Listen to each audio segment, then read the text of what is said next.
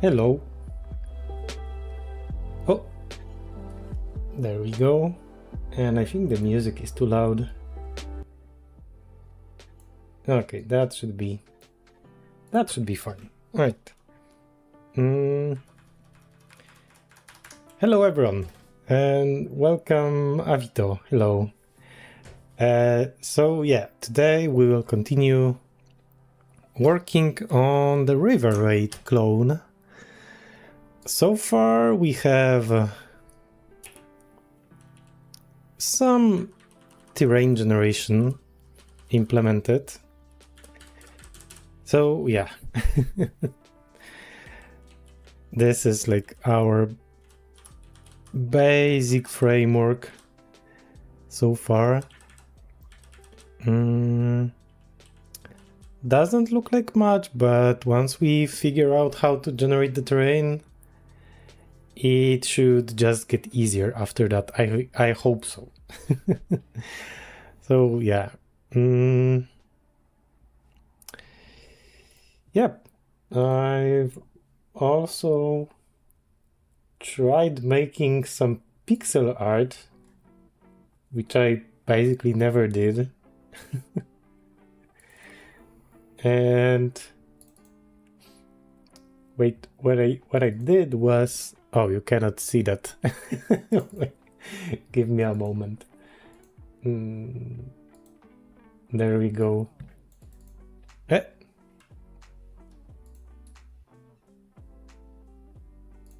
There we go. That's a huge pieróg. That's a dumpling. And I've done something like this. That looks like that fuel bar from River Raid, but it says pierogi. So yeah, this is what I did as one of my first pixel artworks. Maybe we will throw some pierogi instead of shooting bullets. Maybe that's a nice idea. Yeah, and I've also tried. We're gonna need a pierogi eater as a plane, or maybe enemies can be like pierogi enjoyers. I also tried doing some shooting.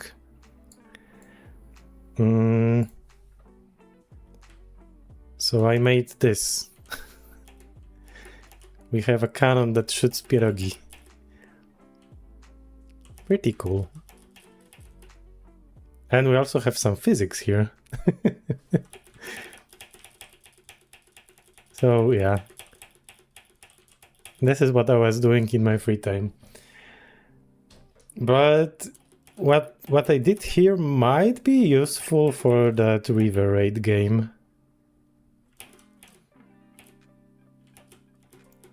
Like we don't have to make like a very accurate clone. Maybe we can get some physics implemented as well.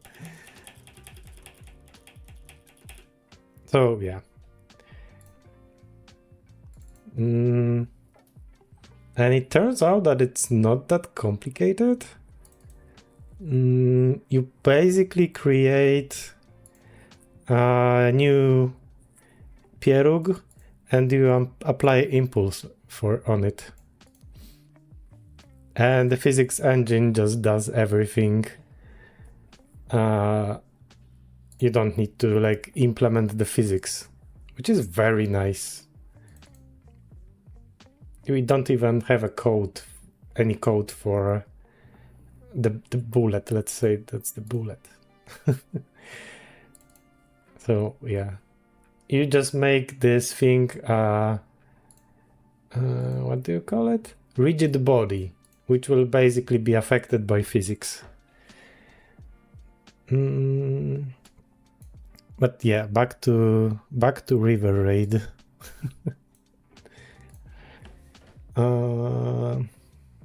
I also had some artwork for that. I mean, not artwork, but It's this one.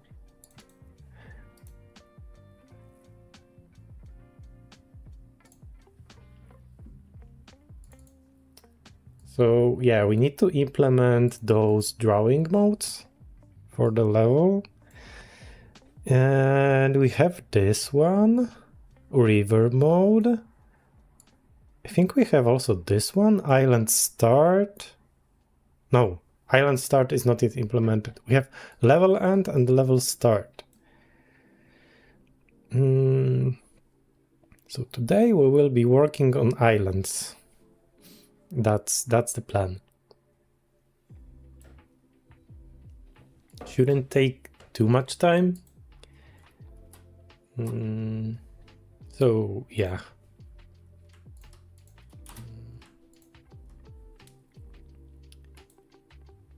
Okay, we can also test the segments that we've had. Let's say, let's draw the level start, then let's draw the river. Oh, draw river doesn't return the Y coordinate. Maybe it should.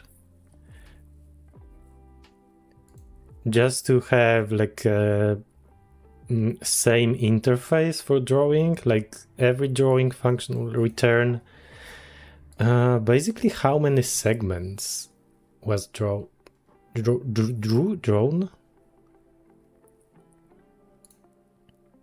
Yeah, we can easily do that. We just return the block size.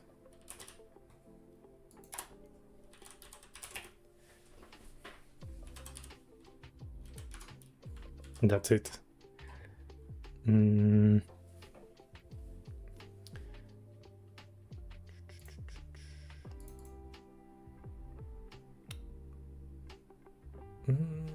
can also shorten this. There we go.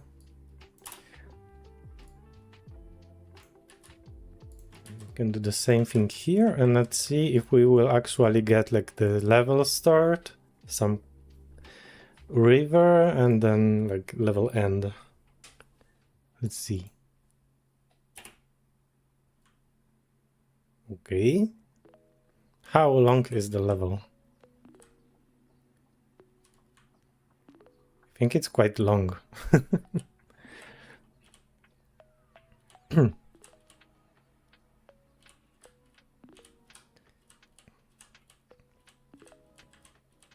Yeah, it's too long.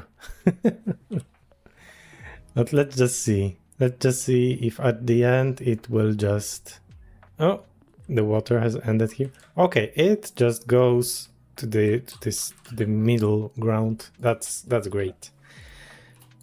Everything works as intended so far.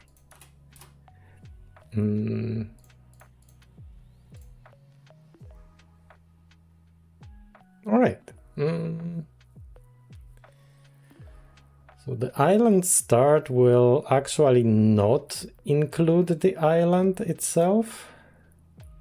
It will just make the river banks go all the way to the sides. So that's basically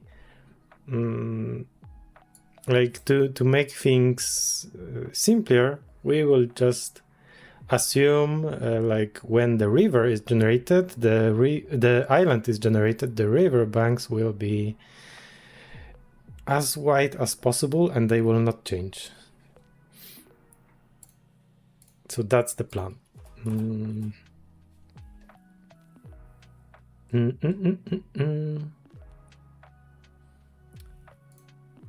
we will want to have a island left and island right variables.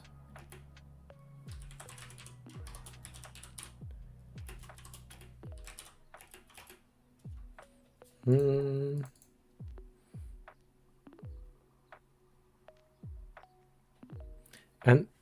they might be the same as default banks at the beginning. So like the island width will be the same as the entrance of the level. That white part. Like, that thing at the beginning will have the same width as this thing over here. Should be fine.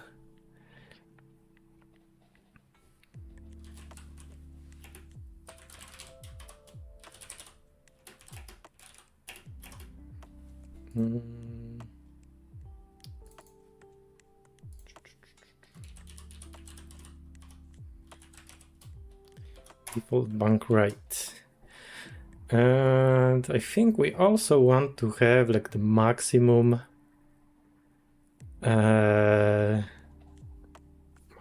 width of the island. We want to make sure that there will always be a way, that there will not be like a dead end where the island gets too wide and it will just block the river. We don't want that to happen.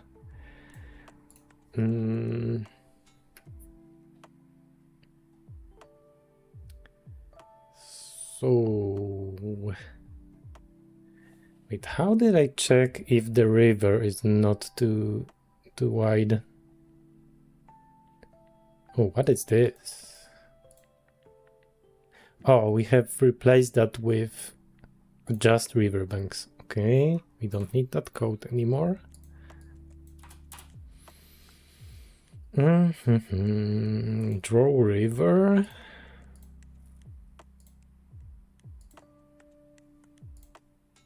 Get river line.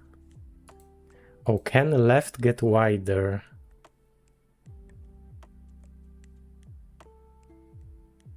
Where is it? Where is that function? Oh, it just hard-coded here. We should make a constant.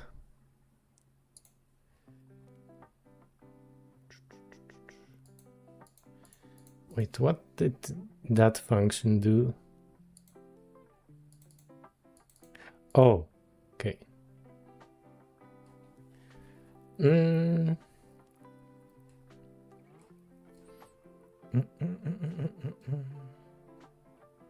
I feel like we are getting too much code in a single file already. Maybe we will try to split that code into separate files somehow.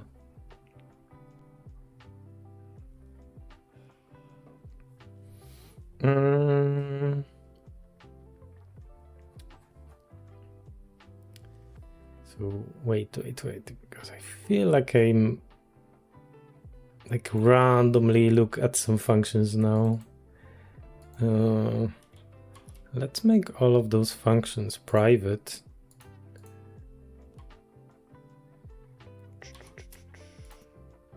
Wait, I shouldn't be doing it that way.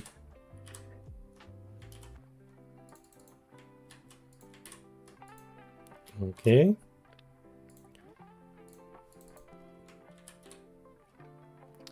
Draw level start.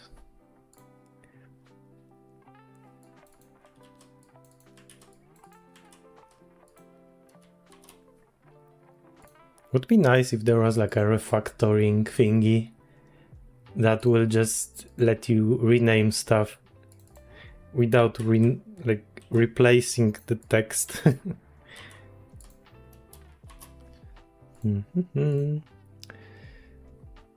Oh, that's a lot of functions.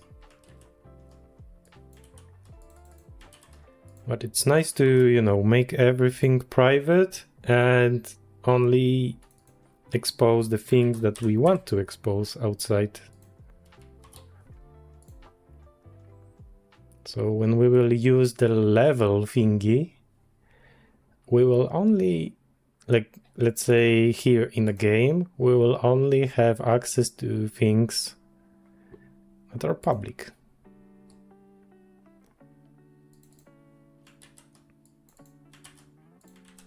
Maybe we don't want the outside code to be tinkering with those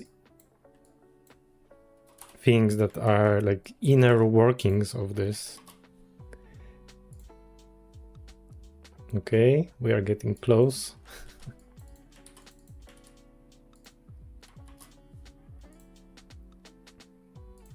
All right.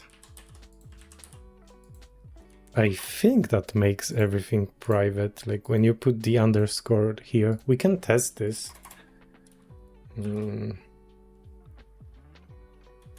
Level.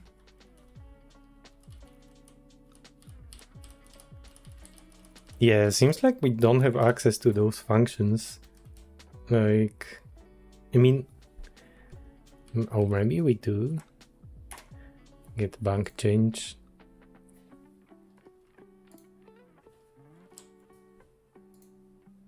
Okay, let me just test if this will even work.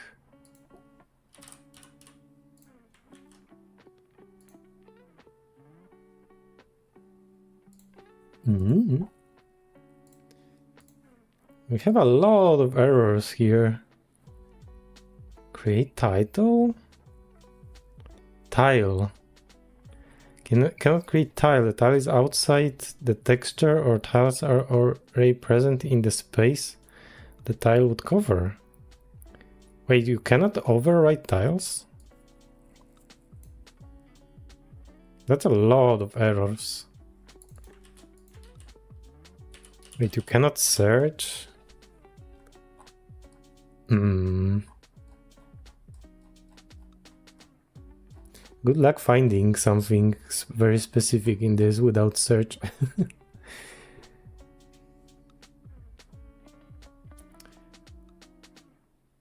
The tiles at Atlas source has no tile at 15.0?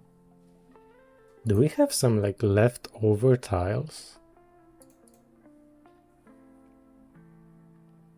I don't like that we have like a lot of errors right when we start the game. We don't have any tiles drawn yet. Where is it? Oi. We have like 0 tiles present here, and we already have some errors. Create tile. Room for tile is true.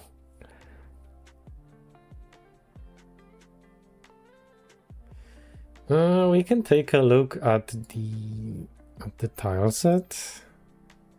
Water.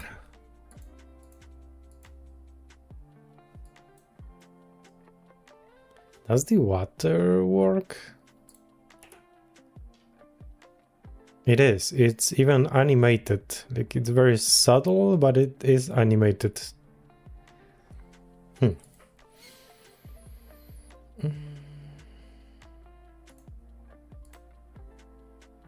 Patterns. Wait. Oh, tile set.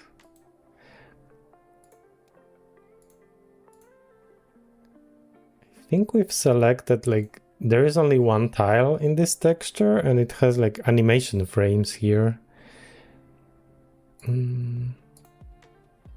Yeah, it has 15 animation frames. 1, 2, 3, 4, 5, 6, 7, 8, 9, 10, 11, 12. 13, 14, 15. Okay, so water should be fine. Maybe we've messed up something here.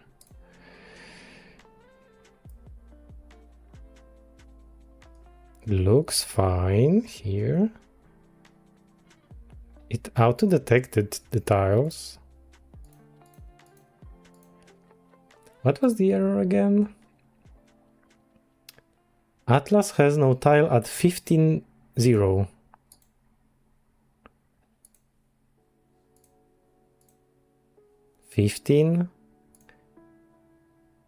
Yeah, that's correct. Like there is no tile here. Maybe we have some leftover code. I remember that I had some code that was trying to put some tiles here and there. But I think we've replaced all of that with set cells terrain connect.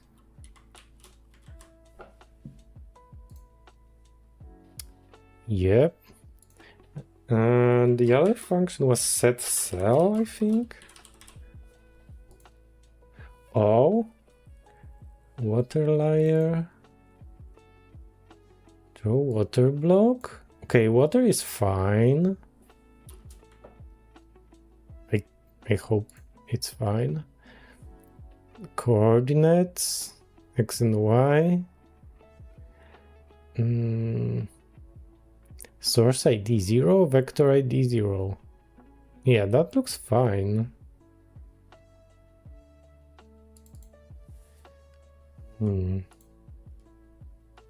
Cells.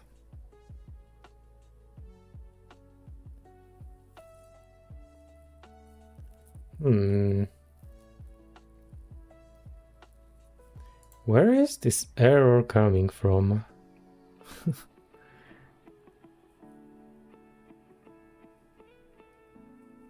15, 17, 20, 23.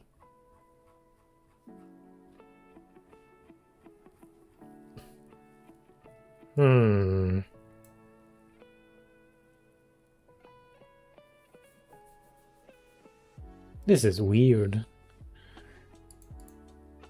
Tile set up.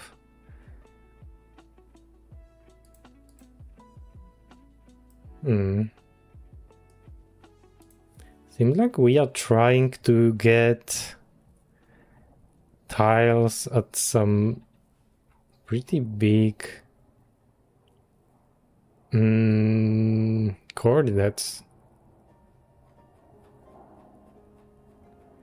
We are not drawing anything at the beginning, so that's weird. Seems like there are 2 lines. They're like from 0 to 30. And this is the first line, 29 by 0, and the second one. Oh, there are 3 lines, 29 by 3. Maybe we have some leftover data for the tiles. We've replaced. I think we've replaced the texture.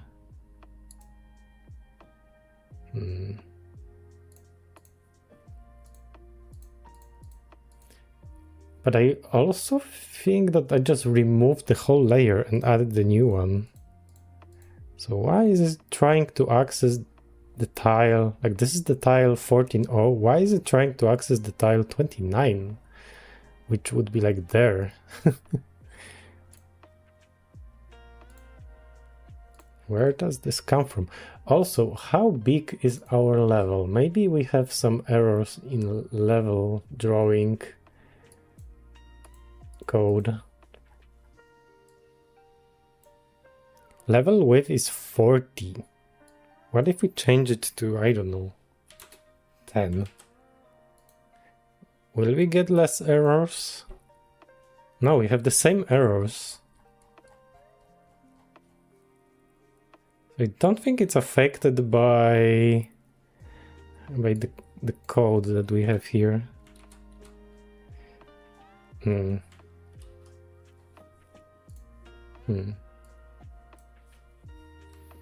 we ignore that? I kinda don't like that we have over 200 errors.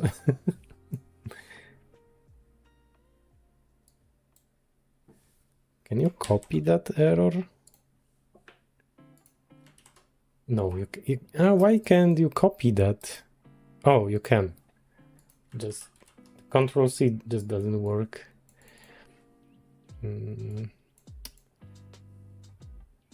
Right, YOLO, let's just see if we find anything. Nope. Cannot create tile. Okay.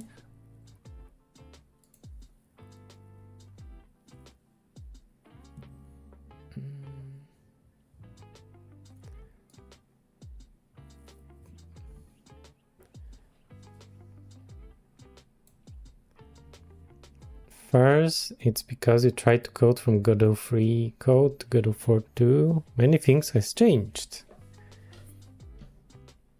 Best if you already know how to convert from Godot 3 to go to 4 code. Okay. Then you will want to show a tileset here. The error basically said there is no tiles at Atlas coordinates of 37.1. We just checked that screen here. It's this one, right? That's the screen that they are showing here. No coding has occurred.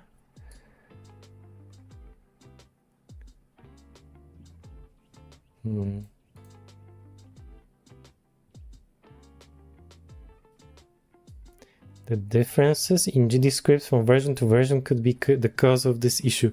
I've already seen some functions like related to the tile sets that had like swapped parameters in functions, for example. So yeah, you need to be very careful when you like follow some tutorials which are like quite old.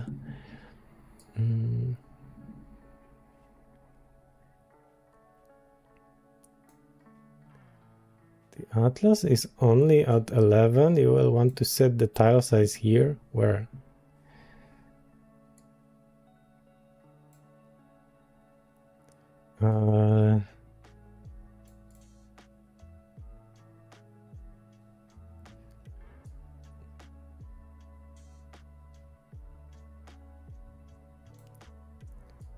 Yeah, he has trouble understanding what part of picture you are referring. Yeah, same here.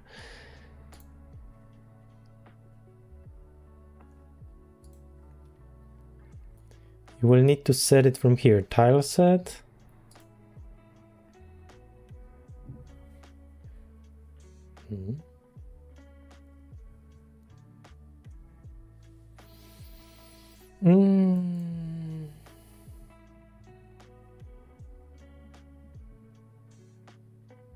We have exactly the same problem that like this guy.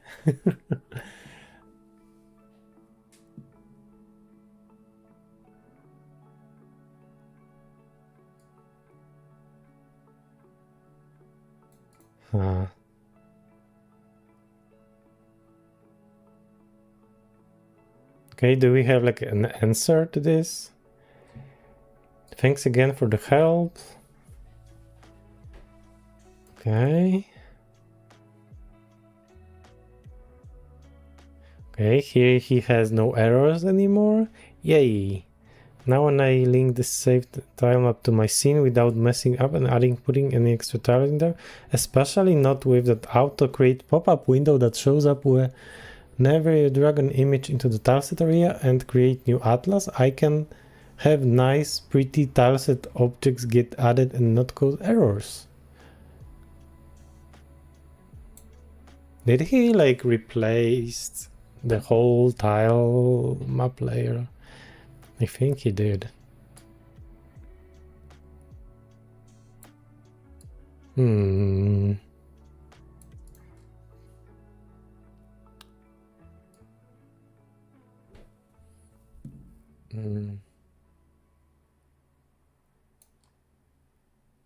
There must be a way to like set the boundaries of the tile set setup.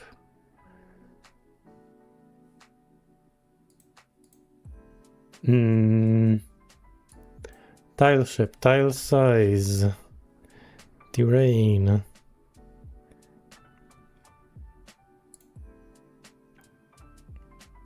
Rendering resource.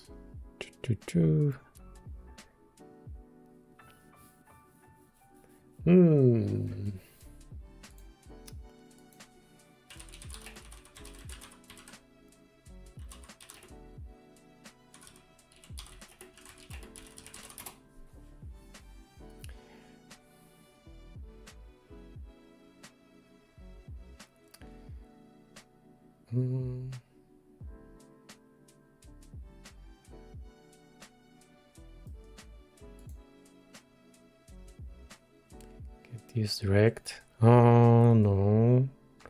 Tile map layer.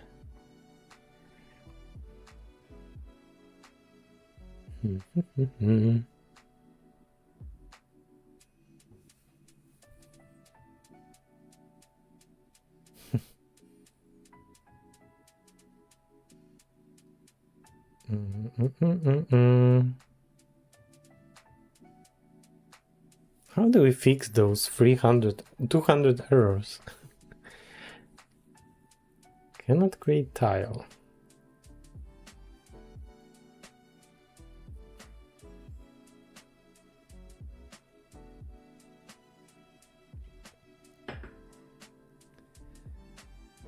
Atlas has no tile.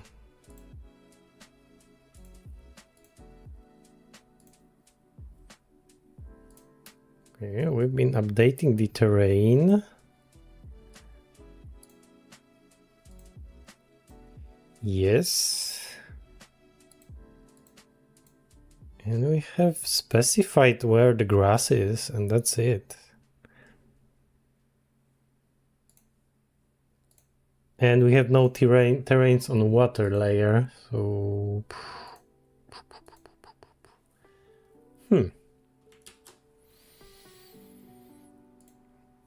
We can do one thing. We can make a backup of everything and remove one of the layers and see which one is causing the trouble.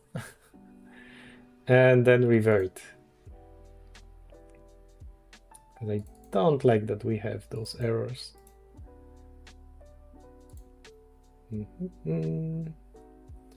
So let's commit the changes. Yeah, sure, let's add those drawing modes as well. Backup.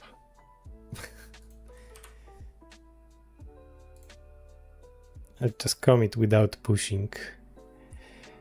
Okay, now we can just... Let's remove the water layer.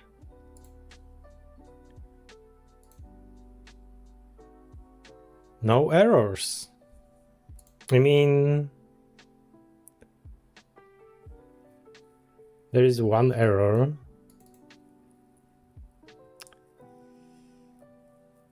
Okay, so let's just add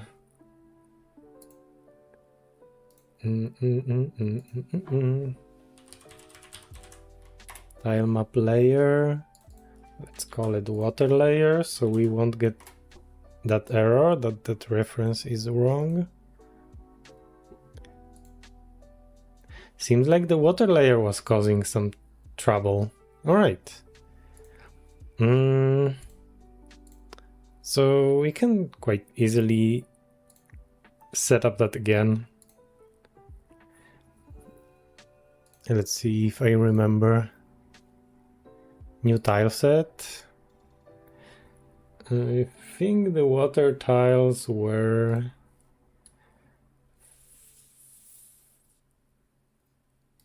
How big were the water tiles?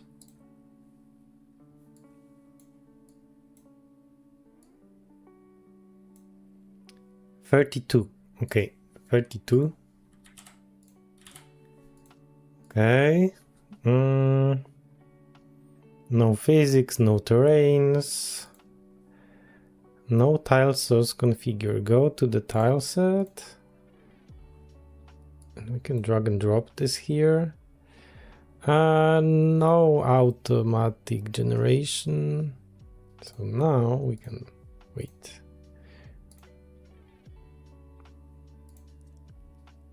No tiles selected? I did select a tile. And let's do the animation. Frames. Maybe I've added too many animation frames. I don't know.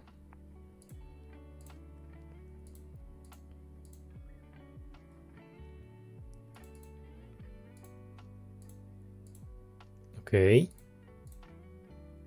We need 1, 2, 3, 4, 5 more. 1, 2, 3, 4, 5 more. Okay.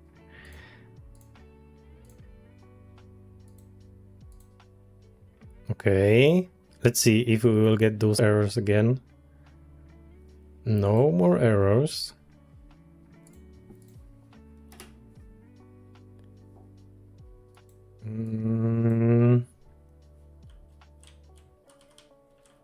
This is fine. I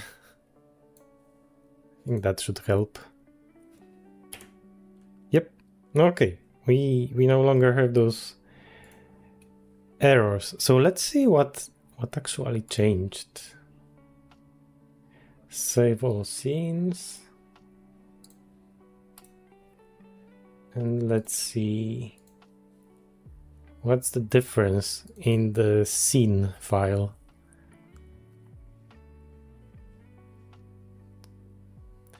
Okay. Tileset Atlas is different. Okay. It had some additional stuff here for whatever reason. Maybe we've imported that as like 16 by 16 texture. And the file is like 48 pixels high. So it kind of makes sense that it tried to make like 1, 2, 3 rows by 16 pixels each. Okay. Glad that we don't have those errors anymore. So we can amend the last comment and let's properly name that commit so we don't have like a messy history. It's the issue number 3, or is it?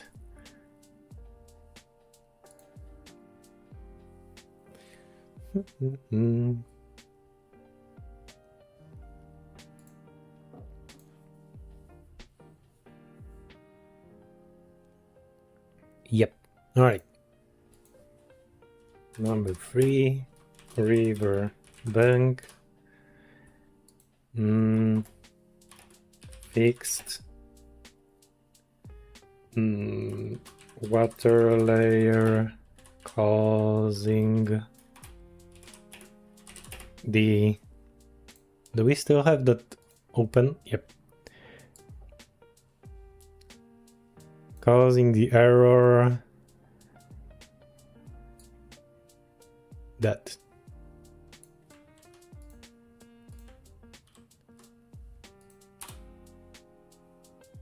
cool.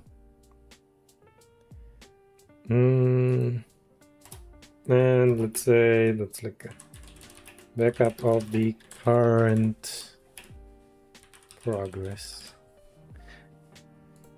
And let's push it. Cool. Right. Okay, let's actually start working on that island thingy.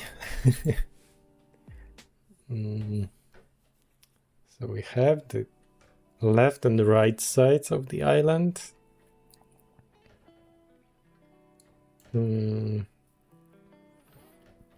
What is the bridge width? 12, and the level width is 40.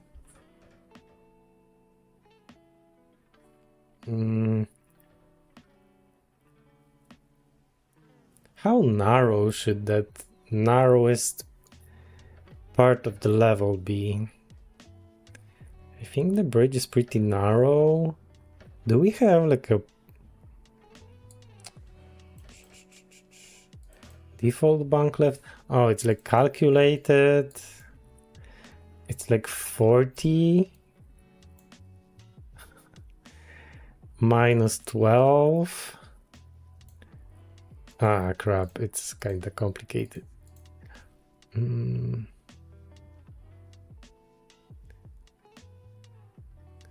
It's basically the bridge width, I think. That's the narrowest. Like, this is the narrowest that the level can get. It's pretty wide, I would say.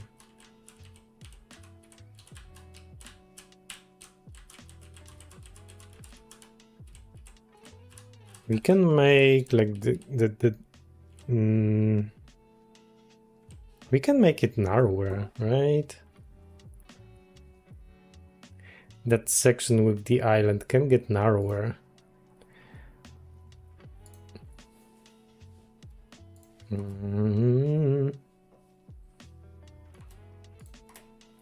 Const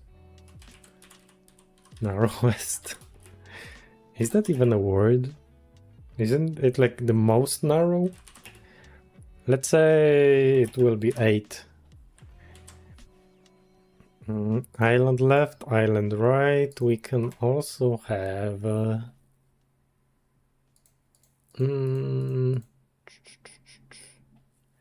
like the maximum left side of the island and the maximum right side.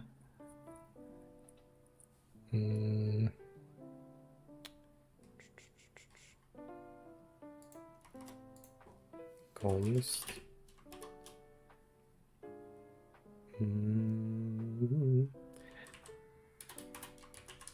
max island left, or maybe minimum. Because it will be like a lower number. So it will be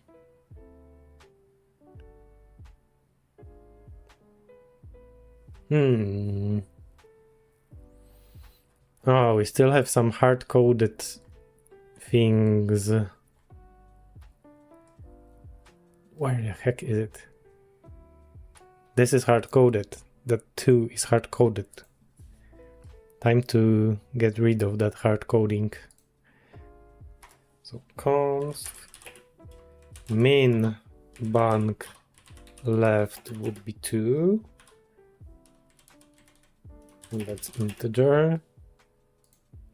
And const max bank left would be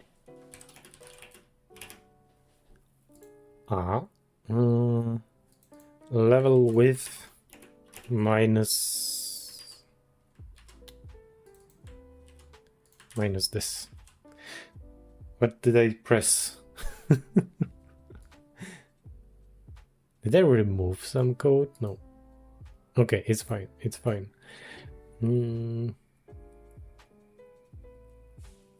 So that's gonna be this plus narrowest. We have some math here to do. You can also move this where the constants are.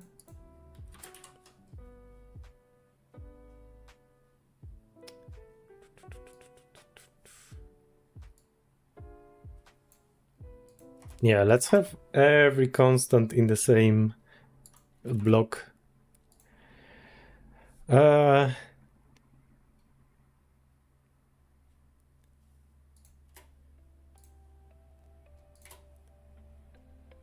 Okay.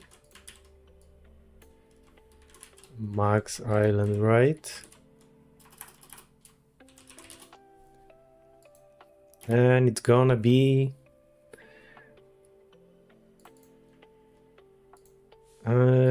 max bank left minus narrowest. Okay, we have our boundaries set. We also would love to replace the hard-coded thingies here and here. Max bank. Oh, we've got it wrong. Max bank right.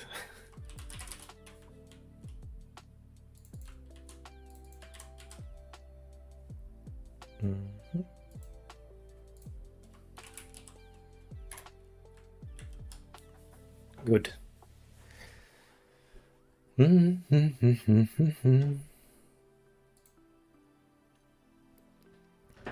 And for island generation, the code for island generation would be very, very similar to the river generation. It will be just inverted, kind of.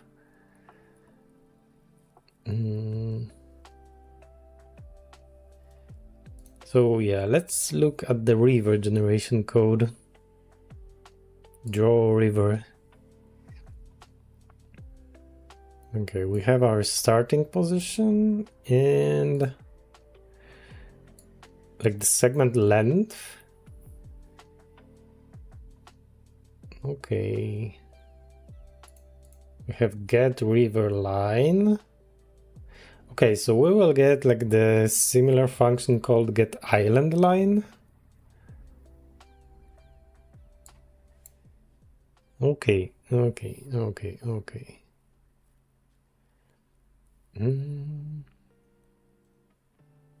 Yeah, we will check if we can change the island width.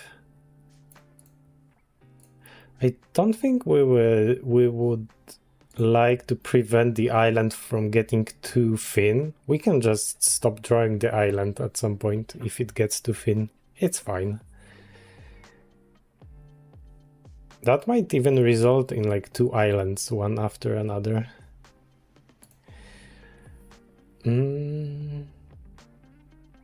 Okay, time to copy paste some code. It will be very similar. Wait, how does this one look? Can the left get wider? And we will be checking if can left get also wider.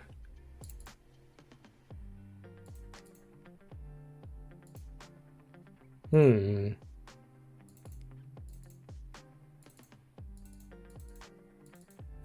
how many times is this one used? Once.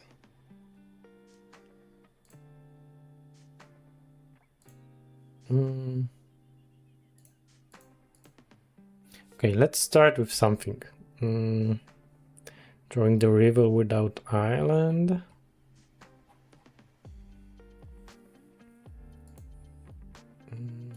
Okay.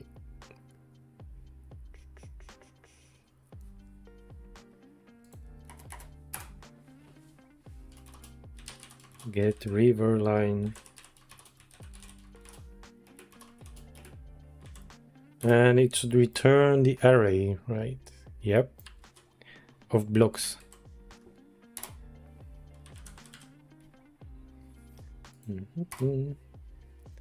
It's a function. Cool.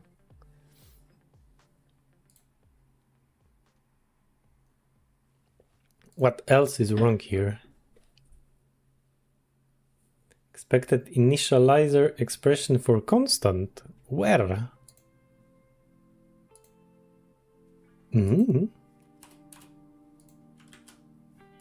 What's wrong?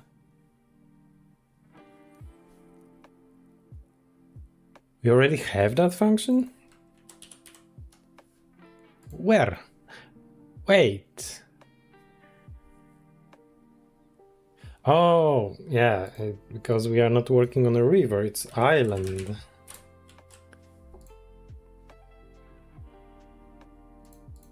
This is because the game is still running. What's wrong this time? Oh, we are not returning. Okay. For now.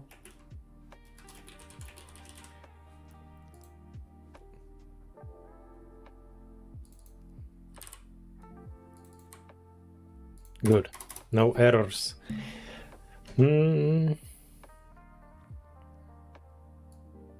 Yeah, time to get some copy paste. But we will not copy paste blindly.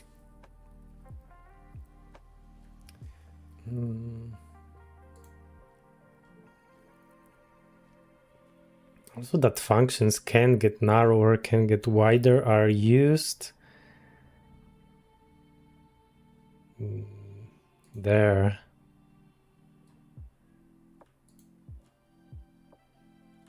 Where is the can get narrower used? Here. Okay, let's put those functions in like the order that they are used. So it will be like easier to navigate. Like when you read the code and when you find some new functions, you will know that it's like below. That's like a nice convention to have. Makes it easier to navigate. Like if you follow the rule, and like you should always like get the function definition like below 180. Okay, this is also supposed to be lower. What's not nice about changing the order of function is when we like commit those changes, we will get some pretty nasty diff view. Like I can show you already. Like here it shows that we removed some code. And here it shows that we've added some code, and it's like basically exactly the same code.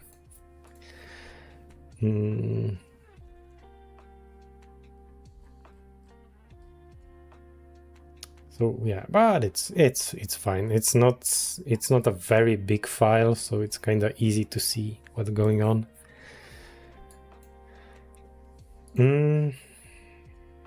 Yep.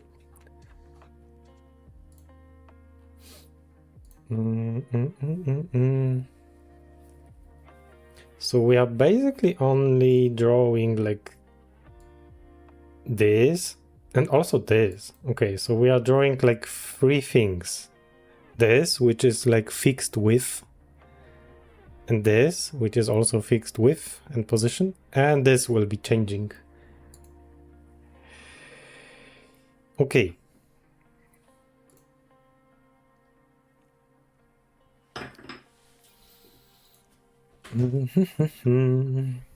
What's the name of the... gotta go, have to wake up early. Okay, have a good night, Avito. Thank you for stopping by. I've had some plans for tomorrow. We wanted to go to my grandparents' house to like do some cleaning there, but yeah, the weather is going to be bad, so yeah, I also had some plans to like wake up at 6 a.m. tomorrow, but the plans have been cancelled. So we might be spending some time coding, like longer time coding. That's late. What time do you wake up? 4:30. Oh boy. Is it already bright at 4:30 now?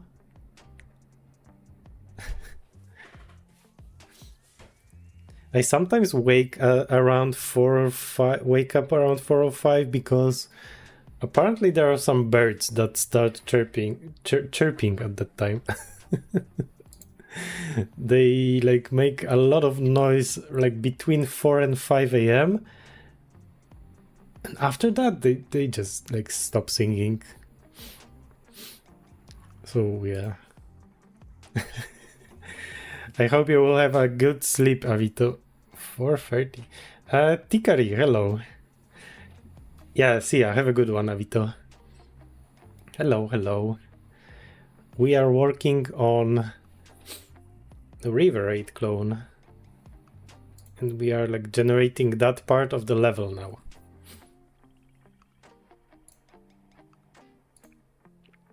Which will be like a almost copy paste of existing code, so yep. Get bank change, get random bank change. We might also use the same function for island change. This can also be pushed a little bit lower, like here.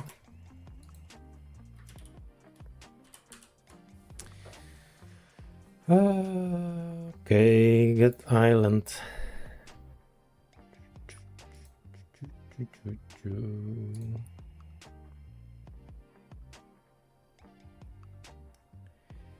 I wake up between 8 and 9 when working from home. When going to office at 7, I think I couldn't survive 4:30. Yeah, that's some crazy hours. That's like not natural to wake up that early.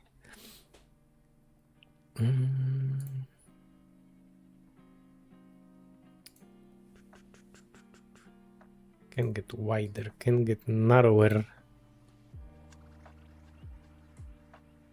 Okay, let's have some duplicated code for now, and we will like refactor that.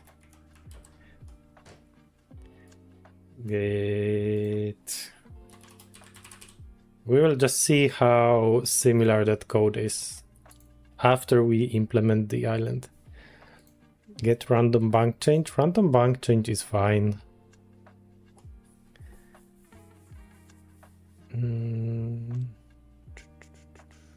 River straightness. This one is fine. Can get narrower. This one is not fine. Let's also copy paste this.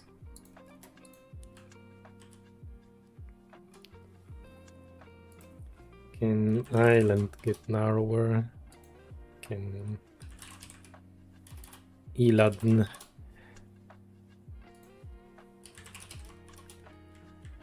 Okay. Can the island get narrower? I think it can always get narrower. Like as I said before, we don't need to prevent the island to get like so thin that it will be no longer rendered. We will just have like a river here. So let's just get rid of this. You can always add it back if it will like look horrible. Okay. So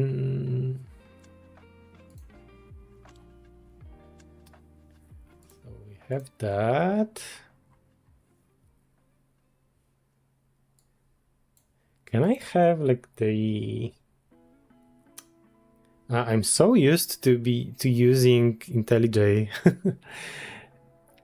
Like in IntelliJ, you could have like the same file opened twice. So you could have a look at the same file in different place. That would be really, really nice to have here.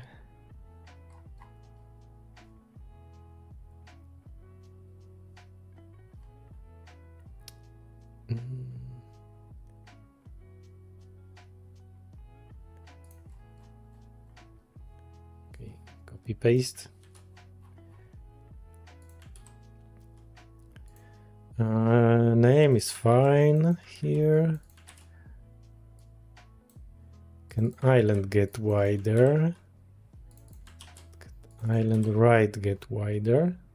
I know the struggle at home. I use JetBrains products, but at work we only use Visual Studio and Visual Studio Code. Oh, I've been using the Visual Studio, but not too often. It's a nice tool, but it has like different shortcuts, so it's kind of difficult to learn the new shortcuts for the tool.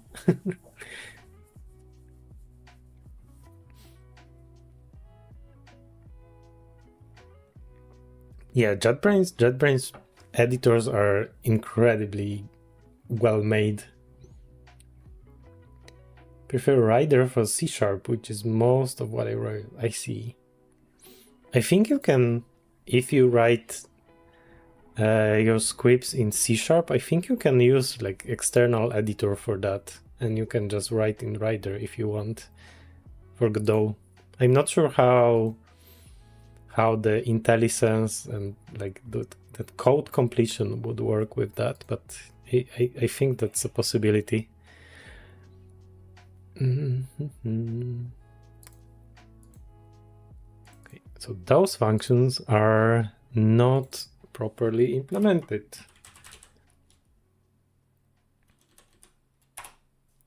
Let's fix that. Max island right.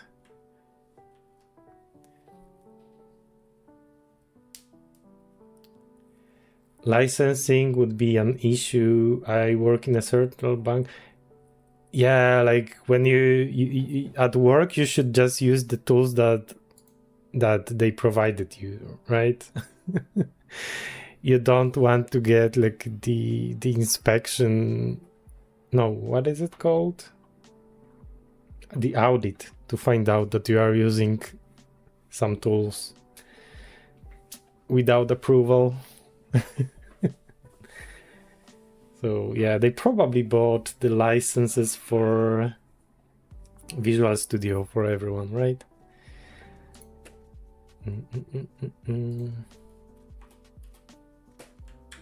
Like I spent like 10 years working in Java, and at first we just used, at first I think we've been using NetBeans. Like we've started with PHP, and I think we've used NetBeans like for PHP first and then for Java. Then we switched to Eclipse, which I didn't really like. It was unstable and kind of clunky. But yeah, we didn't spend a lot of time working in that IDE. They just bought the licenses for us, which was great. We are pretty much Microsoft only, like most of public sector, at least in Latvia. Yeah, I'm from Poland, and I think,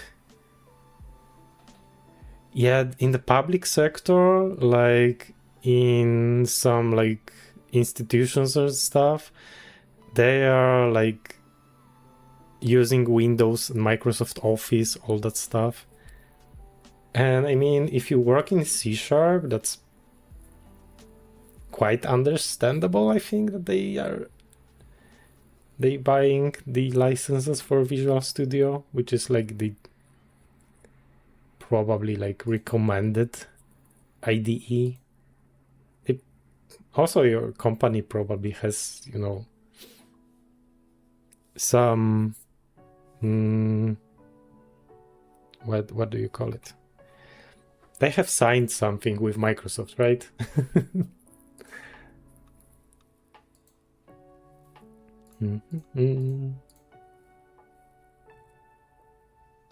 We've been also using, like, I was working as a developer, and we've been like the recommendation was, okay, you should be using Microsoft Windows and Microsoft Office, even though, you know, you might as well just do the coding on Linux and, you know, use some alternatives like LibreOffice or something.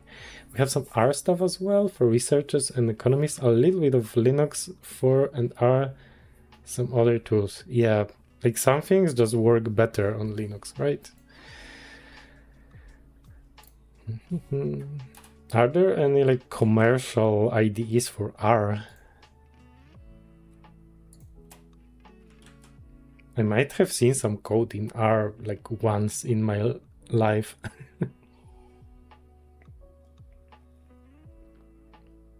It's for math stuff, right?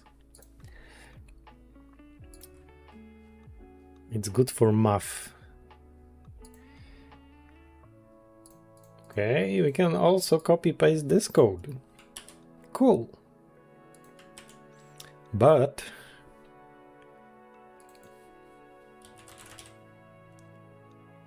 we need to be careful now so we don't break too much. Island right.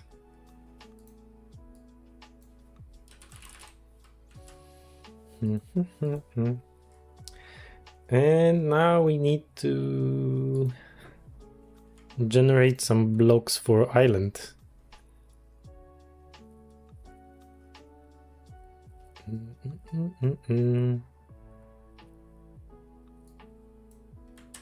Copy paste.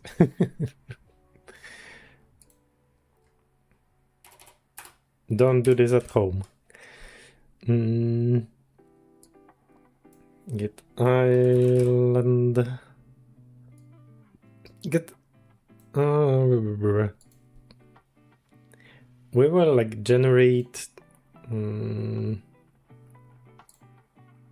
those blocks, and those blocks in one function.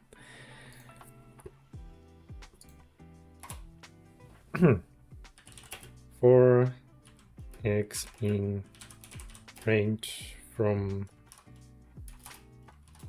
0 to min bank left.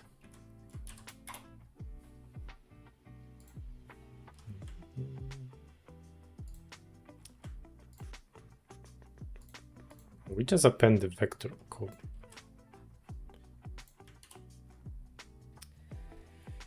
Okay, this is fine. Let me check the range. Stops before n, that's perfect. Cool. So now we will draw the island. Which is like island left to island right. Should be fine that it's exclusive. I think the company that owns R pretty much has all of the tools for it. RStudio is the default IDE everyone uses, but I know DataSpell from JetBrains also supports it. R is used for data analysis, data science. It's pretty popular with statisticians and economists. R language. I'm not sure if I wrote like a single R code line about R.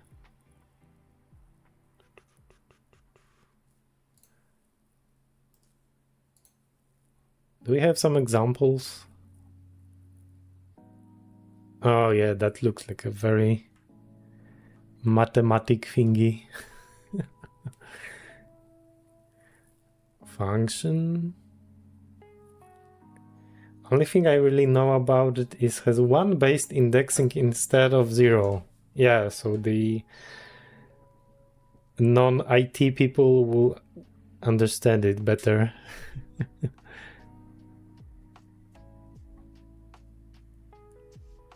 Pipe operator, chain functions together one after another instead of nested function call. That's cool.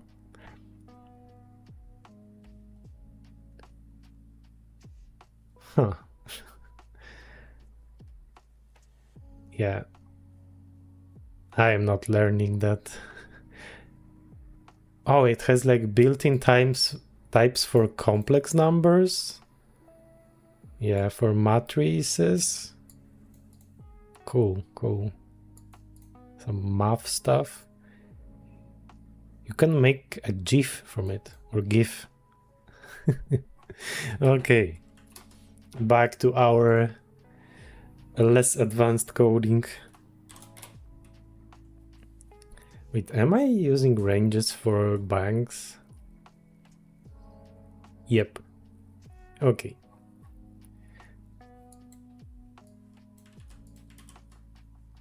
Forks.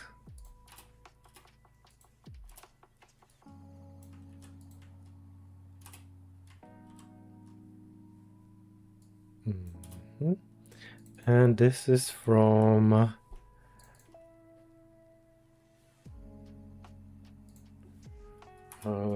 max bank right to level with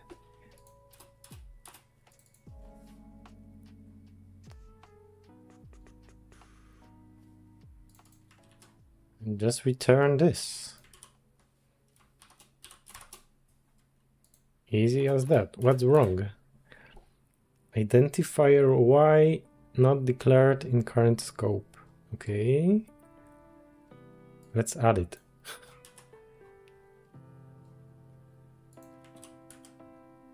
Now we have it.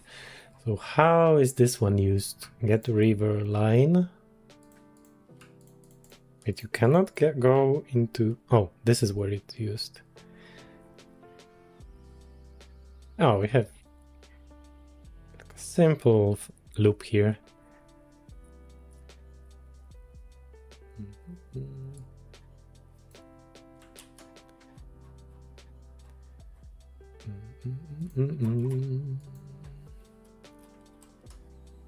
Draw island.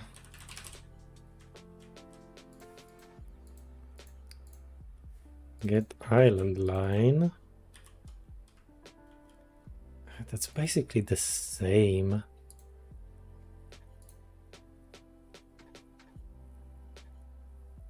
Huh. That function is like a perfect candidate for like lambda. If we can like, you know, pass the function name here, we could like reduce the code duplication. But for now, let's just keep it that way. We need to see if it works before we refactor that. Best viewers. Oh, it got banned. Crap.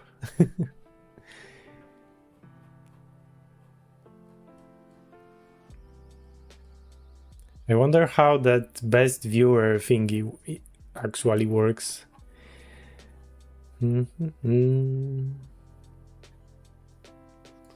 Probably some bots are pretending to watch your stream.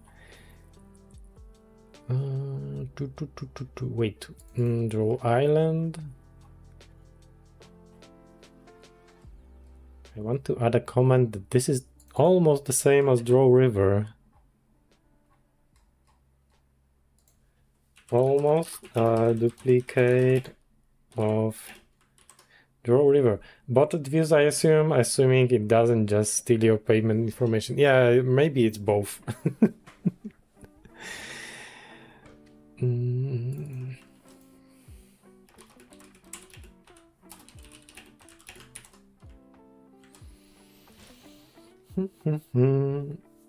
Okay. I think we can test this. Can we? We can.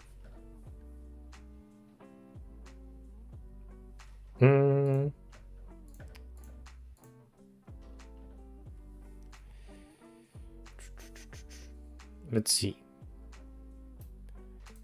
Let's just replace the draw river with draw island. And see what will happen. Also, level length is a pretty big number, I think. Yeah, it's 300. Let's make it 30. Okay, we have an island. We are still missing that segment, the island start, so this is okay.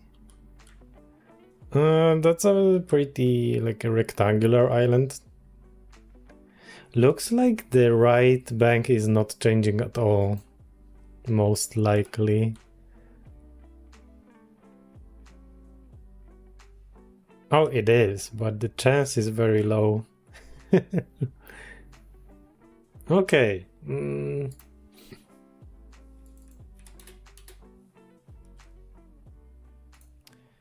But overall, seems like it's working as intended. Okay, let's quickly remove the collisions on the plane. So we just would be able to fly over the land. And let's see. Okay, looks like it's only getting narrower.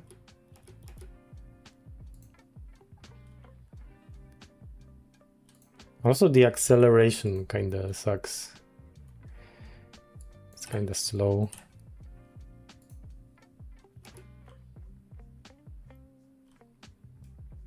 It never gets wider.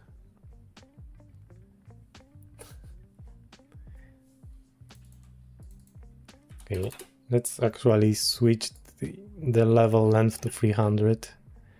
Does it even get wider? Something is wrong.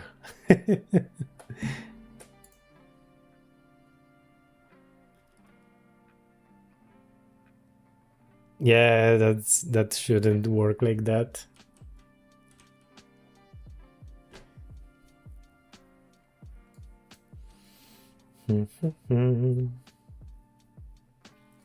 Let's see. Can island get wider?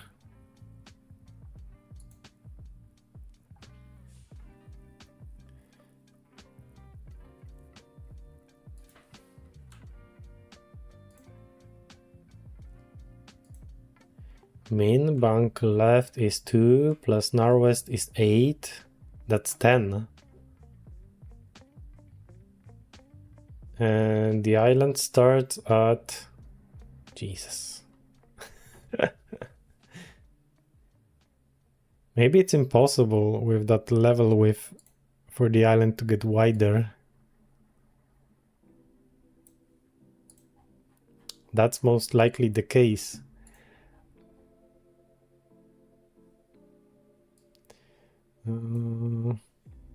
How about we lower the narrowest to... Do we even use it anywhere?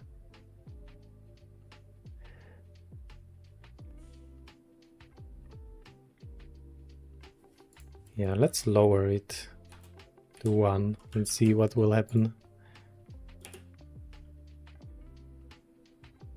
Okay, it does get wider now.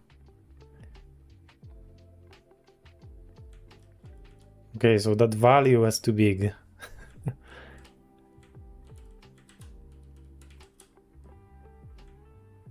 How many blocks is this?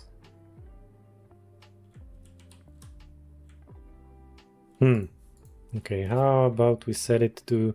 How wide is the bridge? 12. Let's set it to 6.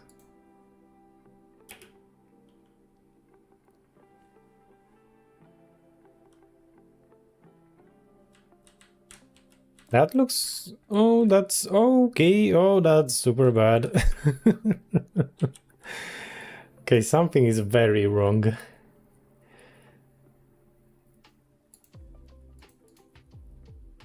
Two plus 6. It like the island, left side of the island shouldn't go below 8. But it did. Something is wrong.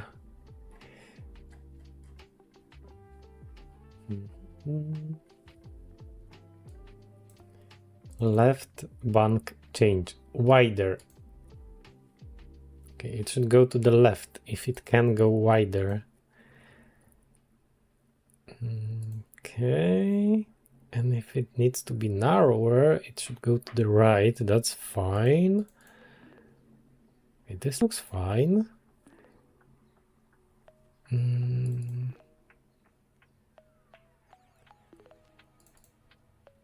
Oh, yeah, this is what happens if you copy paste the code. We are checking the wrong variable here. This is why it didn't work.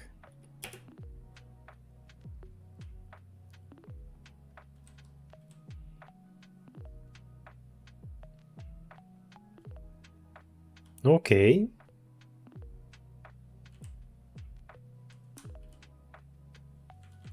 Okay, let's quickly test. We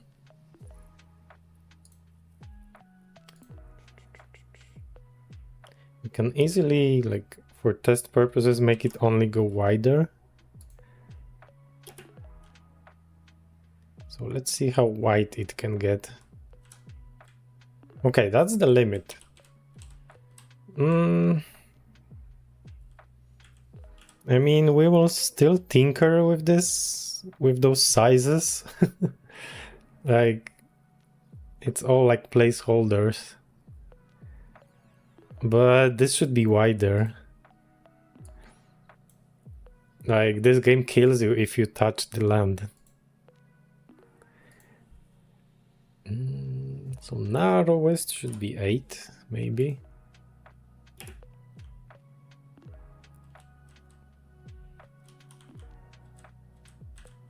Yeah, that's... I mean, the movement is... like, it's reacting too fast. We will have to work on this one as well. It's too fast. Or maybe it should like accelerate. But for now, like the terrain generation seems to be okay. Let's uncomment that code here. Cool.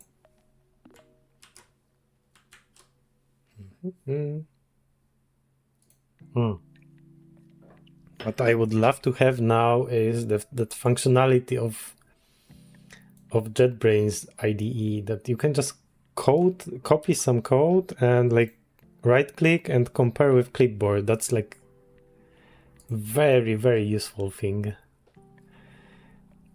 But we don't have it, so yeah.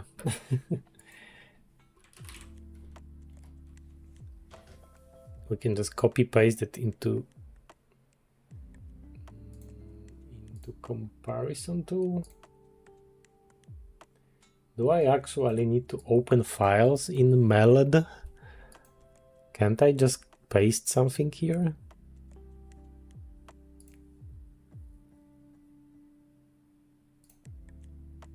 Oh, cool, nice.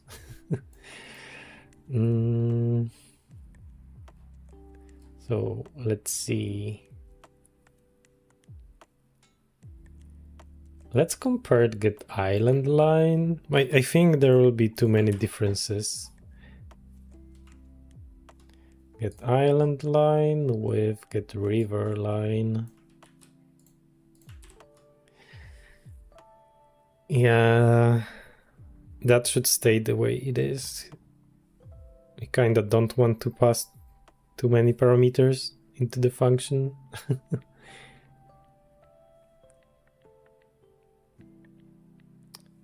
Okay. Oh, but wait, what we can do here... Oh, we don't need that line variable at all. We can just return the result of this function.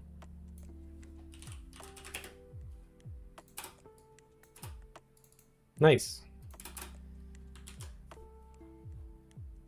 And we can also, yeah, we don't need the line variable here. Cool.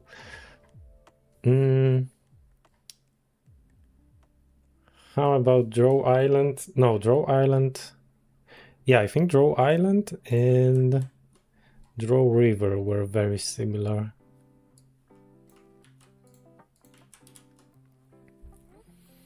Yeah, they only differ in one place. Should we try to reduce the code duplication here?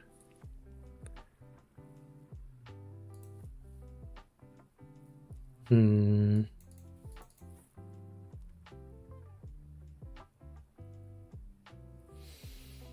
not sure. To be honest, it's not a very big function.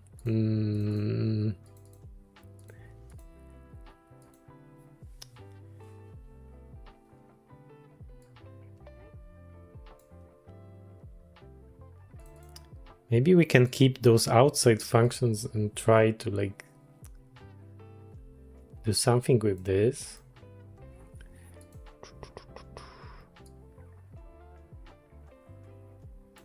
Because we want to have like easy way to draw the segments that we want. Okay, let's see how it works with like river, island, river. So let's make that shorter. Let's say it's 10 and let's see. Okay, we have some. This is the river section. This is the island section. And back to the river section. Wait, I think we still need... we will still need the island end, I think. We don't want this to happen.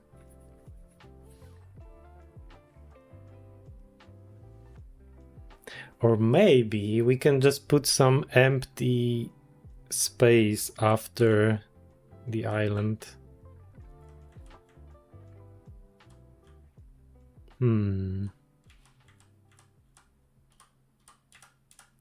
Wait, what happened here? Why is it starting from there?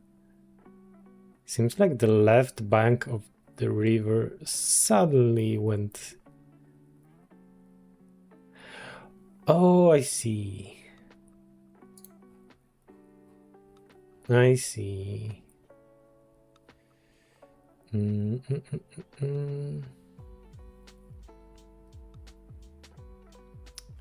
Where the heck is it? Get island banks line.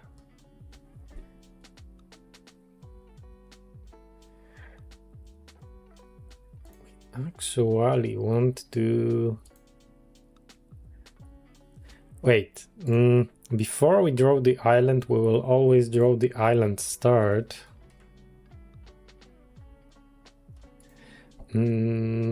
So the river banks will get wider, but I think I should... I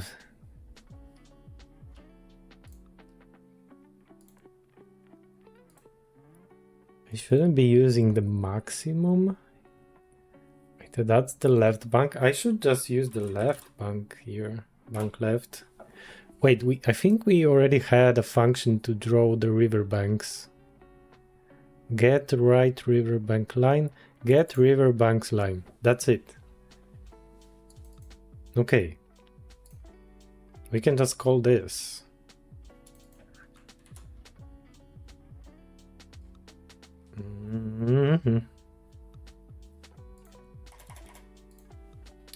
Line. Append array, get river banks line Y. And we don't need that anymore.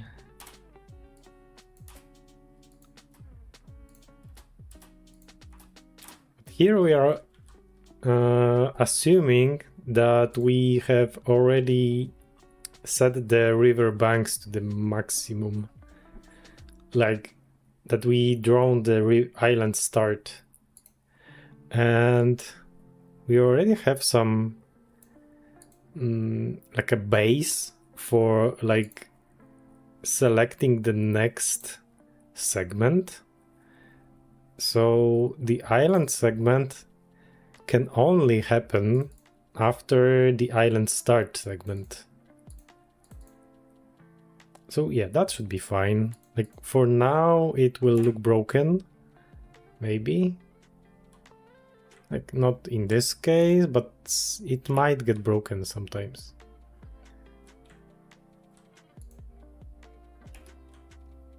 Maybe not with those small sections, but if we increase that,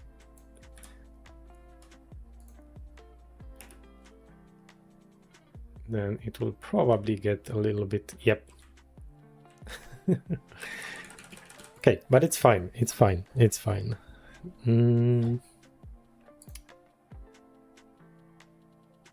Okay, let's skip it for now.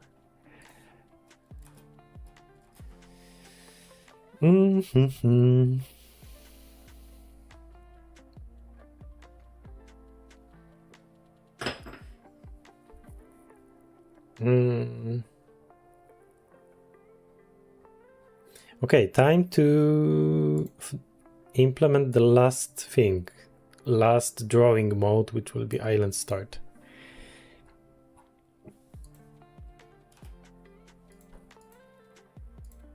Okay.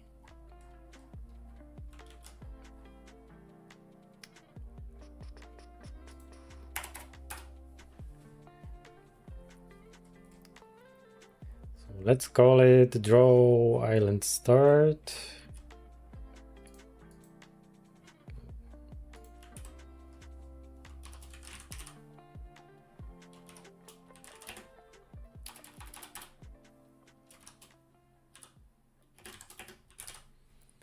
And it should also return int.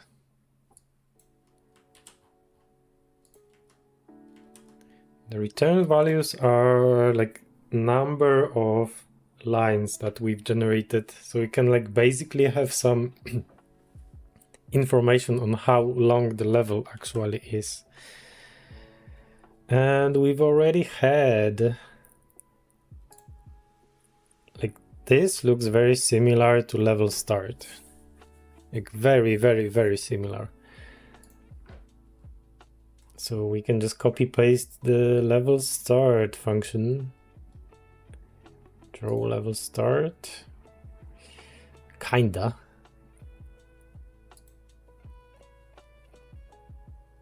Okay.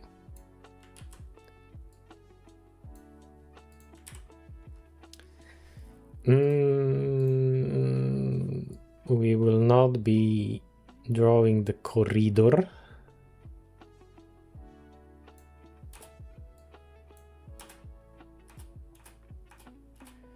And the bank left should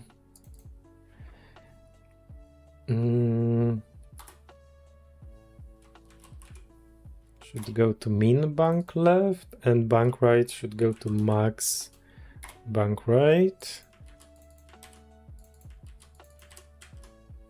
That should be it. Yep. Okay, let's draw the island start before we draw the island.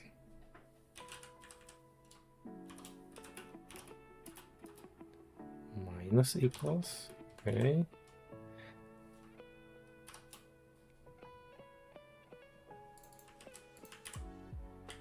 Let's see.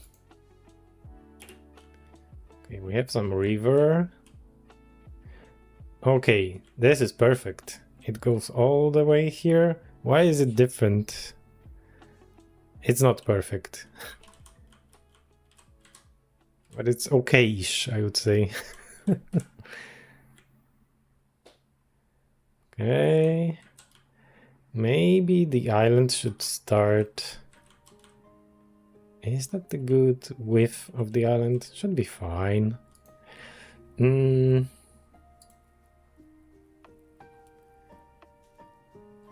So I think we should also set the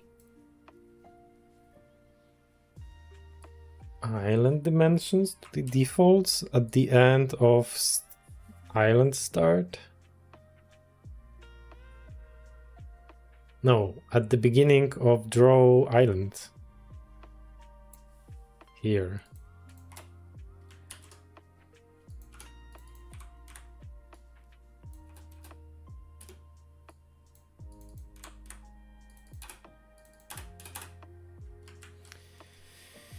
Okay. So let's test this with having like the multiple islands. River start island start island river island start island river island start island. Okay, looks fine. River. Okay, let's not draw the river at the end and see what will happen.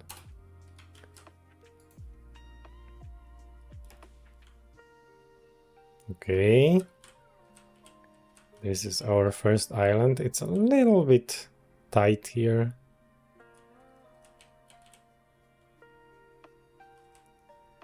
Overall, looks pretty good. Okay. Yeah, we have all the drawing functions and we can get into like actually putting together the whole level. So like we will be using that get next generation mode, which like picks randomly the next segment. And in theory, you could get like infinite level if you are super unlucky. I think. Or maybe not. Yeah, there is a possibility that it will just loop. But for now, we will just implement it in the simplest way. And then we might try to have like limits, like how many river segment can we get in one level, or how many islands, things like that. But before we do that, I will need to take a short break. So yeah, be right back.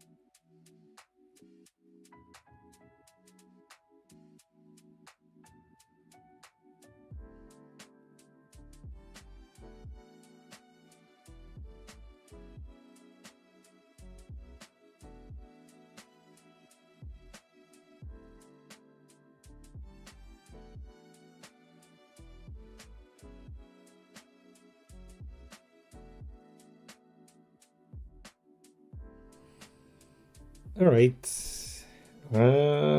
Ready to work. Let's continue with what? With level generation. So we still don't use that function. That was like basically the first function in that very script.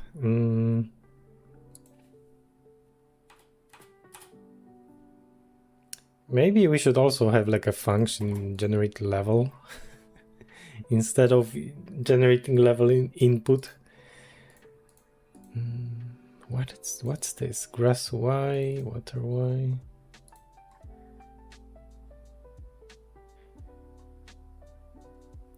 Yeah, let's move. Also, we should make a backup now, like a commit the changes that we've done.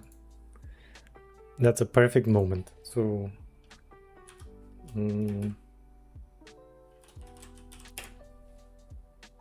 what's the issue name? Riverbank.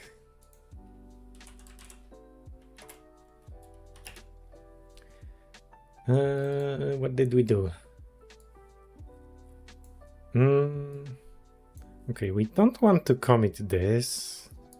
That's kind of unnecessary now. Save.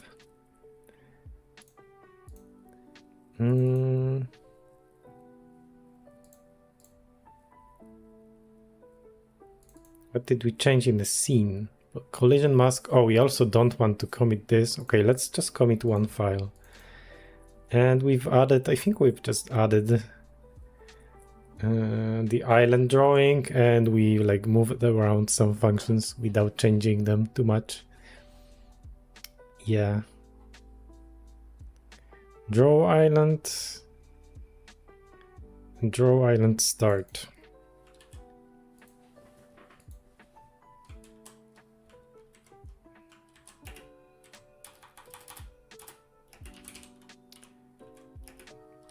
Implement new functions, new drawing functions, and change order of some functions for easier reading.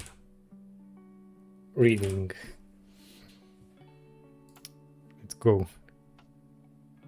Cool. Now we can mess with the code.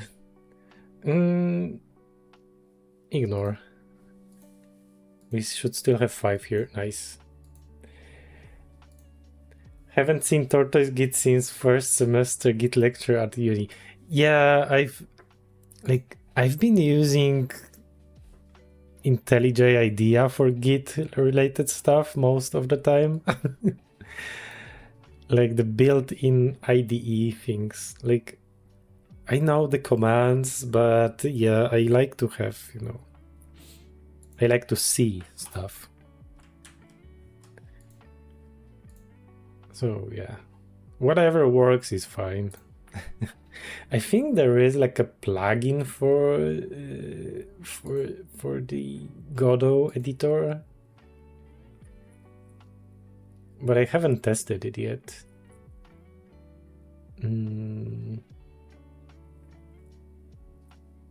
I don't even know how to add some plugins to this. But yeah, Tortoise Git is quite good. Maybe not the best, but if it works, then it's fine.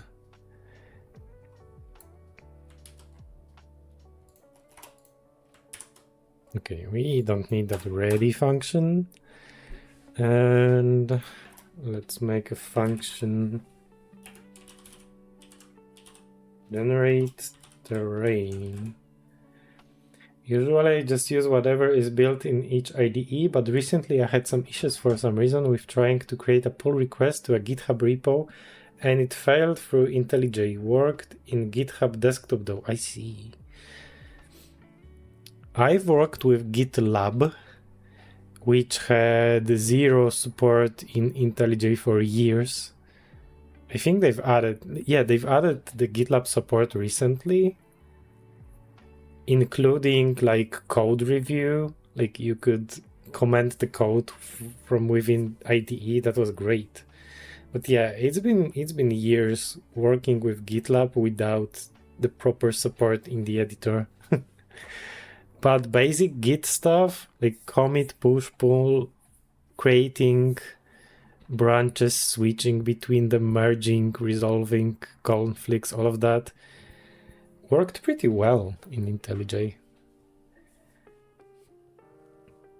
You've been trying to use more shell commands for Git though, since I have to give Git lecture at work sometime soon.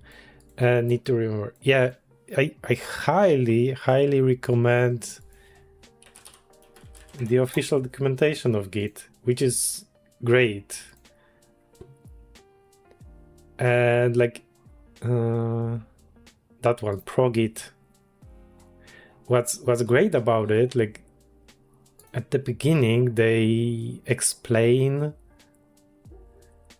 how the files are managed, which, you know, sounds kind of boring, but it helps a lot understanding things like how does the commit work, how does merging work, how are like differences calculated, all that stuff. So yeah, highly recommend reading the introduction stuff. Like commands are pretty easy, right? You probably always will, like for a long while you will probably always have to like look up the commands. So yeah, but that ProGit book is great. Like that getting started thing, highly recommend reading that. Helps you understand how Git works under the hood. But yeah, because they had some like pretty clever ideas there. So yeah.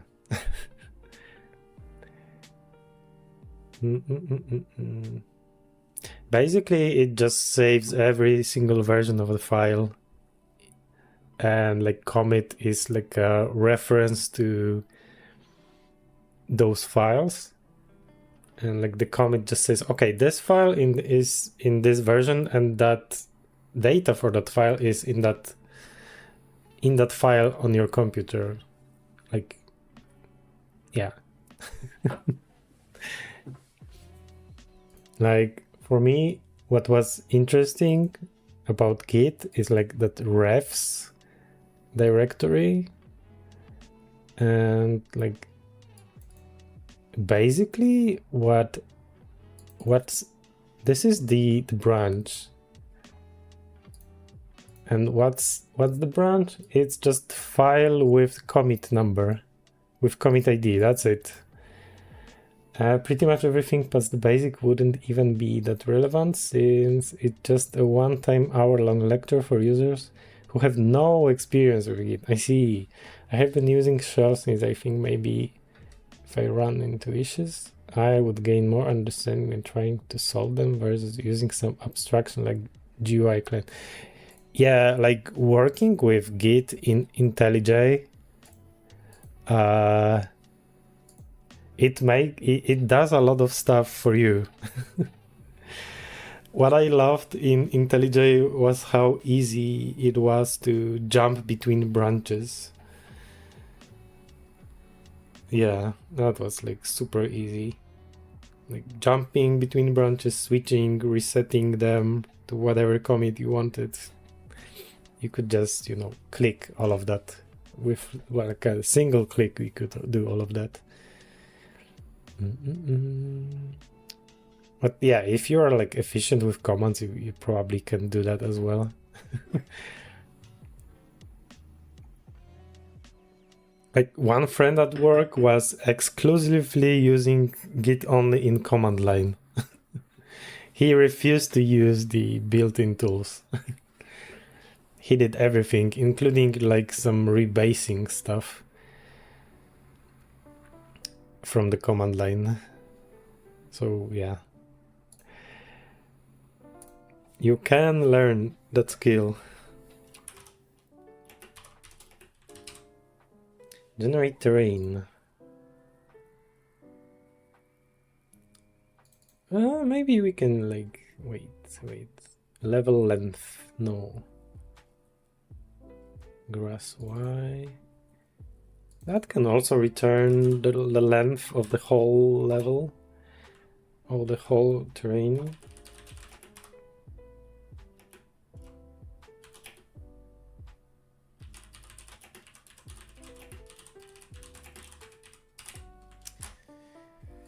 But I also noticed that like generating terrain takes some time.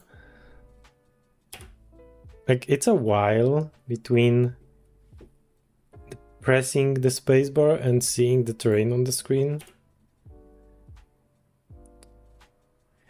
You have an okay knowledge of Git itself, but since daily at work, most of what I do is commit, pull, push. I wanted to get some practice in with more complex command in case someone asks about that. Understandable. Yeah, like on daily basis, you mostly just commit, pull, and push with some branch checkouts here and there, and that's it. And some merging as well.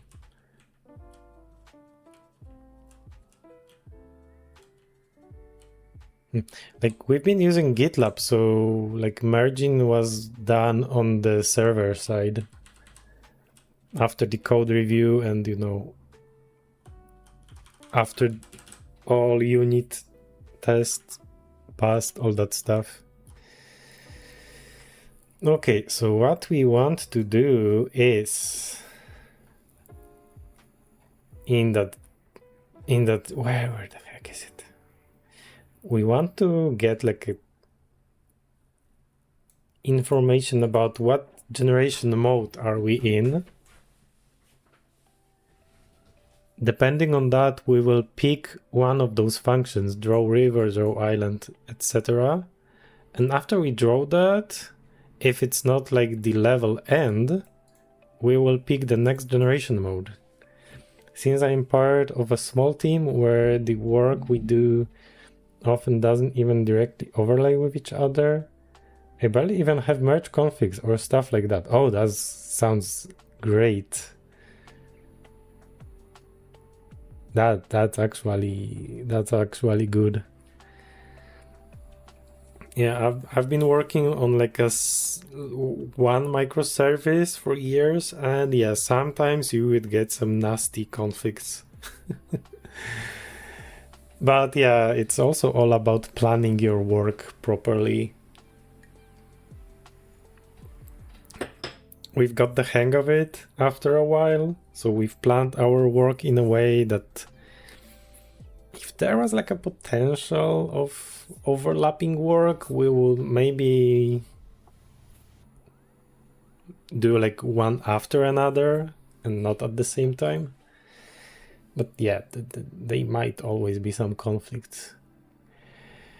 Okay, so what's the generation? Current generation mode is level start. That's perfect. So we will have like a loop. Do we have like a do while loop? I don't know some of the basics of GDScript, so bear with me. Looping.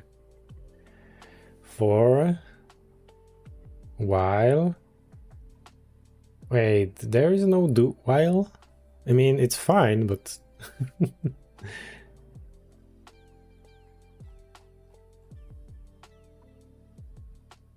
okay, it's fine. Like, we can start with while current generation mode.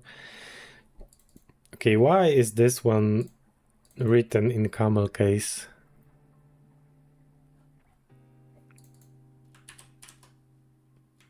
That's super important. We gotta fix that.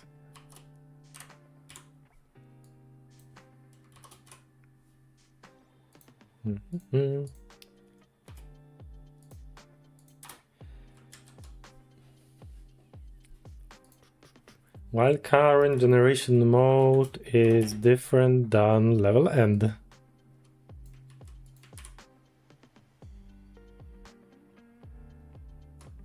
I wish we've got like the do while.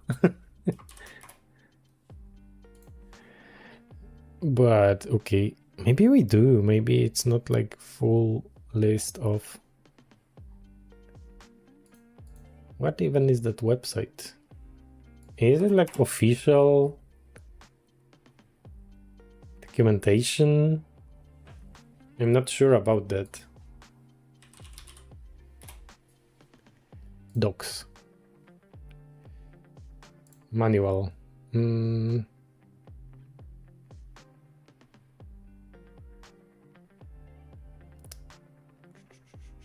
started. Introduction. Learn to code with GDScript.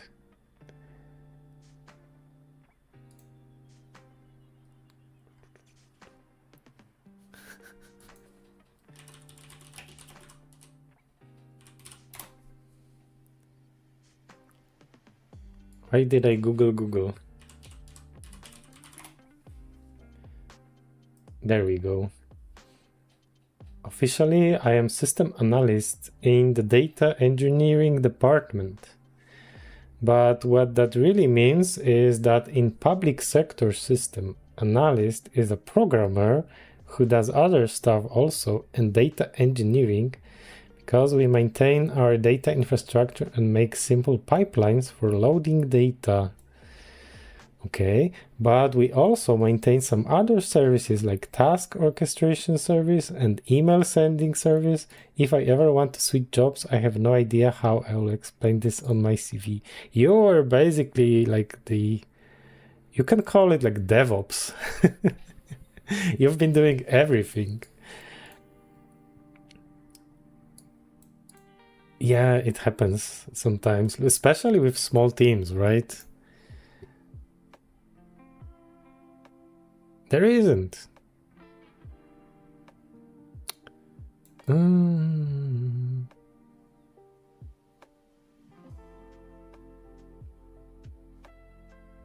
Wait, why am I worrying about this? This should just work. Okay, so what do? We draw the appropriate terrain.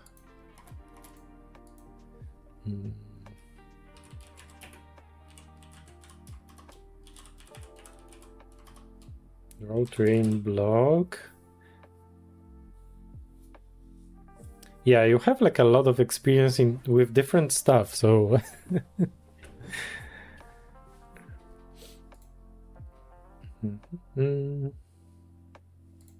like we've had like pretty separate roles. Like the analyst was only making the analysis, and the developers were mostly doing the coding, but we also did some configuration stuff.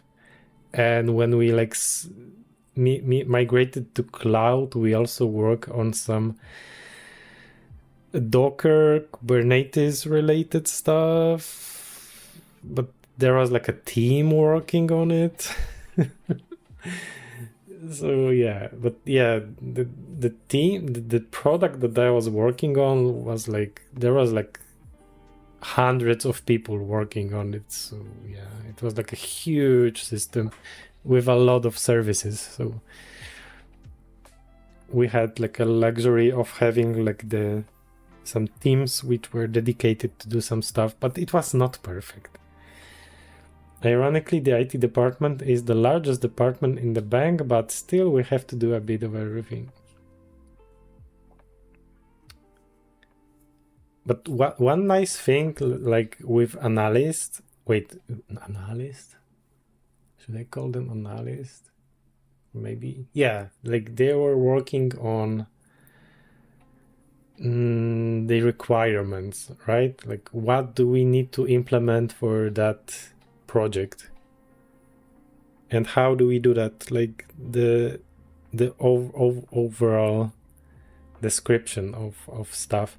Like I remember we were working with our analysts like developers, we're working with them, so like we explained them how to write the analysis so it would be easier to implement for us. We basically taught them how to write like a kind of pseudocode, something like this.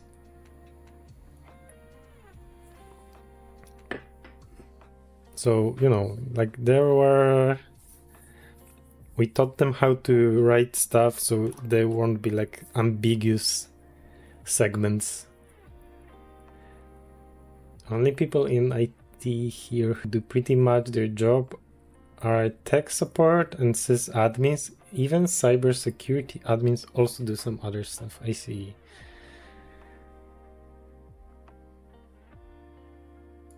It's not easy, probably, to, you know, separate all of that.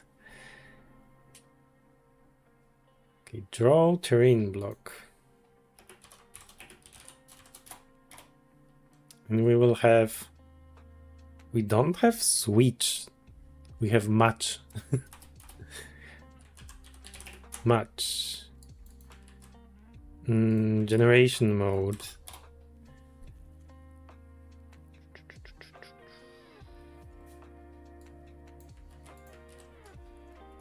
And we will just call those functions draw level start. Okay, we do need start y int.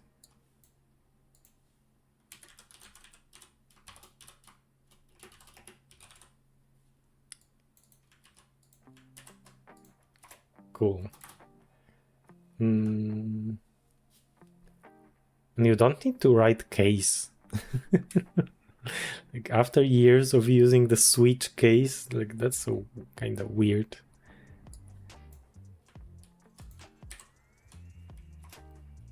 Return draw level end.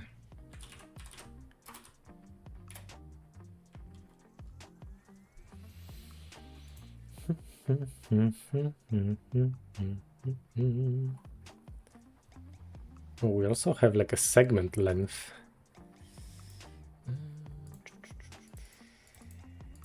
Yeah, we can also pass this.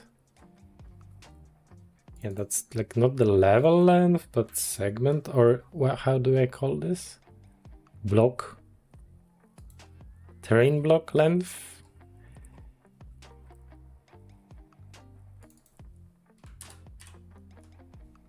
Terrain block length. Replace all. YOLO.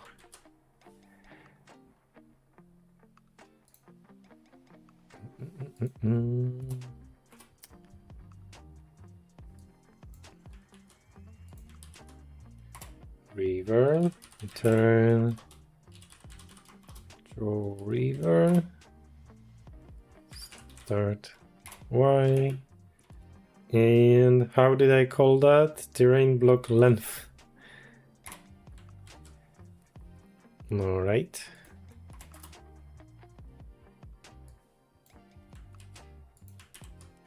Island start. Island start. Cool. We might also want to like debug print something here, but okay, let's just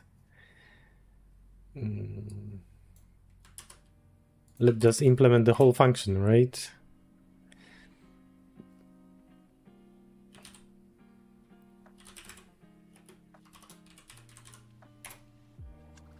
Draw island, start y, and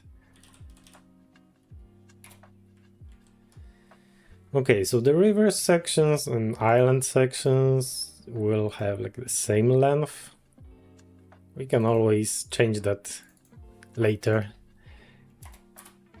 And we will also have some here.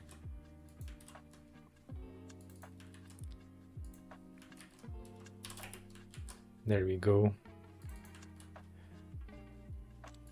That can also be private.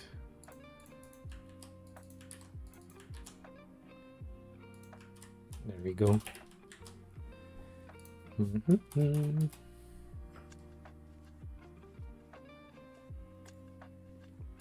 Okay, so we will draw the terrain block from grass Y. Okay, let's keep it that way. And we are drawing upwards, so we will be subtracting the Y position.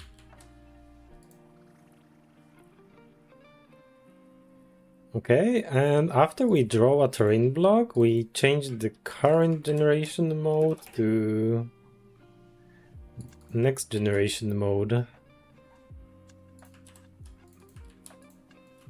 Like this. That should be it for like level generation, I think. Oh, that's not the terrain length, but... Oh, I see. Okay, let's...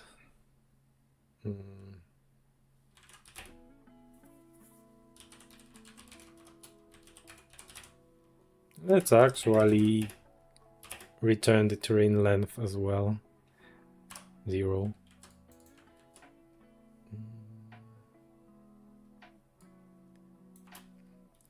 Var block length. Okay.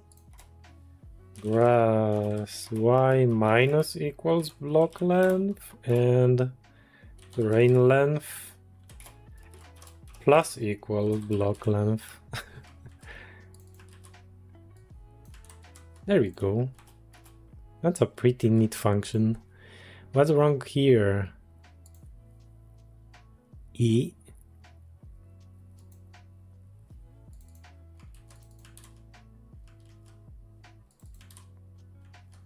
Oh, I copy pasted this.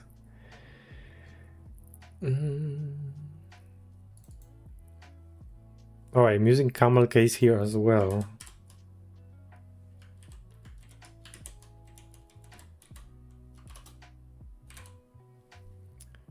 "31 matches."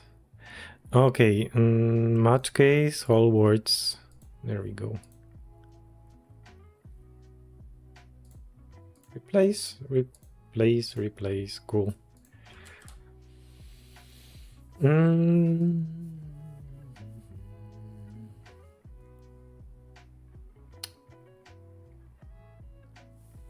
Water Y. Oh, we also need to draw some water after that.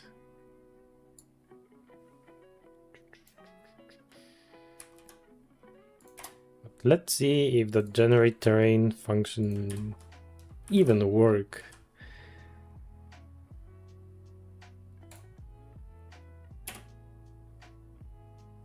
We do have something. Here we have a river section, there is an island. And that's a little bit too short, I would say. Where's the level end? Something is not right. Okay. Time for some print debug action.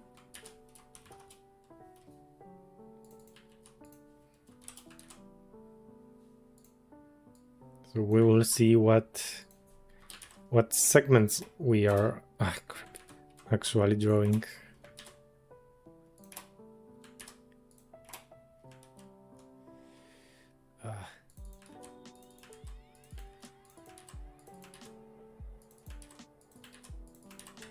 Let's see what happens under the hood.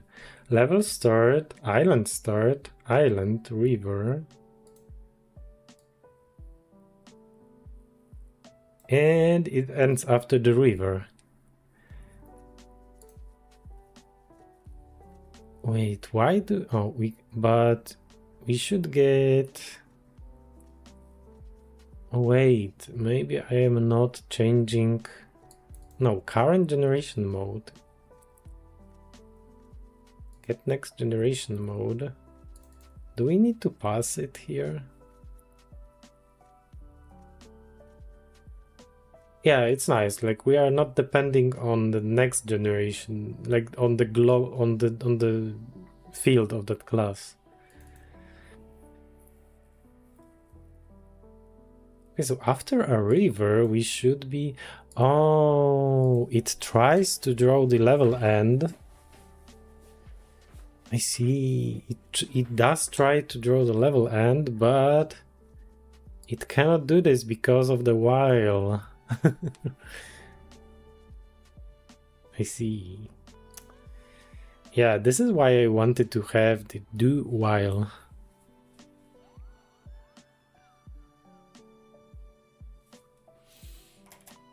Okay, for now, let's use the break.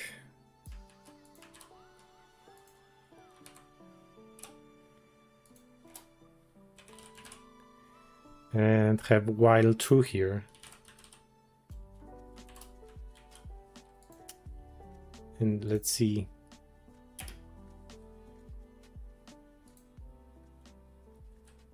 It has also stop. Okay, break V. Oh, it will still not draw. Okay.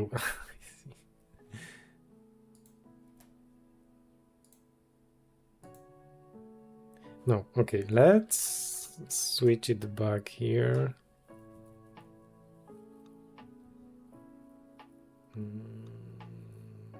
So we should like generate next mode first before drawing.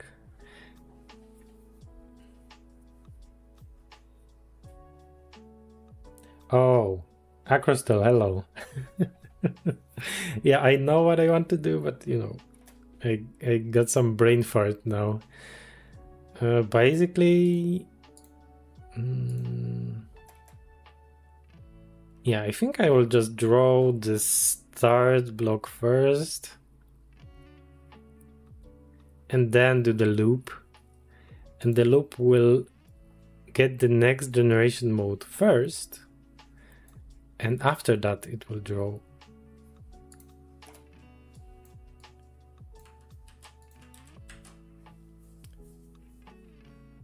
Oh, we can also...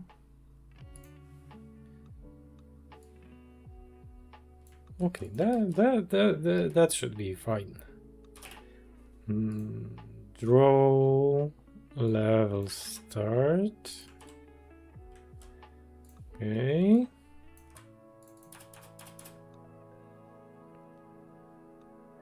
What's wrong here?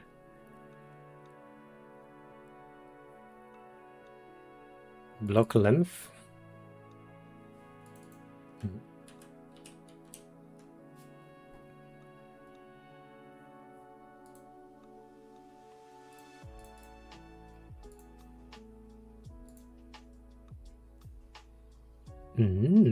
There is no, there is only one variable called block length.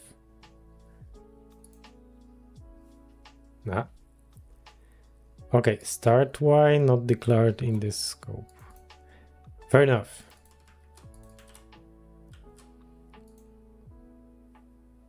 Okay, let's close the game. Okay, so we draw the level start. Then we get the next generation mode. Wait, we should also...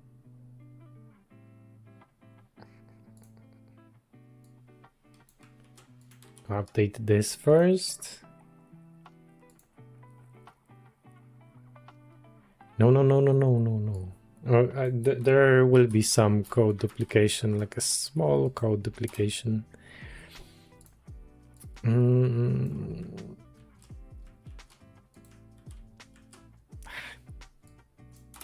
Something like this.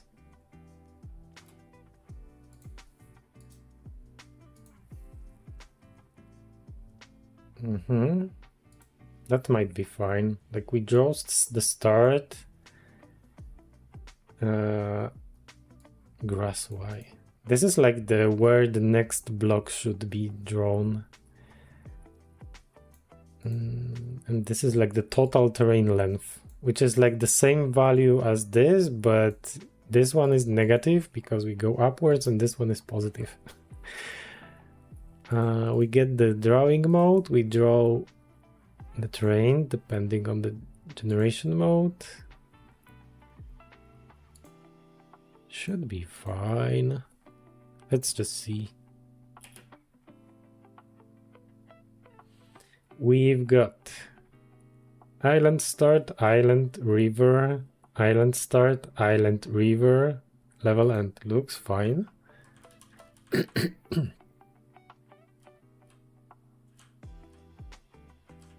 We should have like 2 islands and the level end. Nice. All right.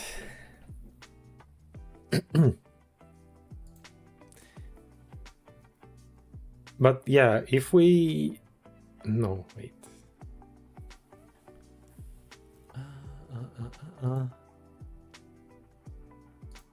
Okay, let's keep it that way.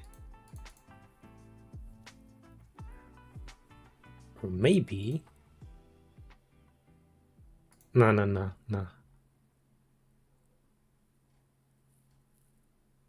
Let's keep it that way.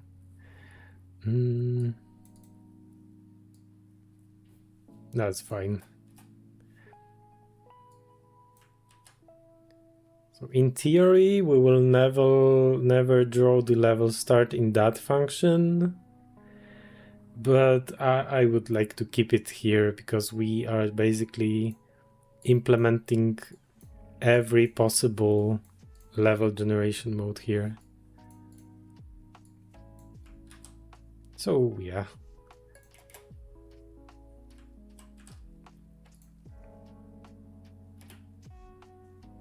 Okay, that's like the shortest possible level here. Level start, level start. Oh, we should also like initialize the current generation mode to level start when we generate the terrain, just in case.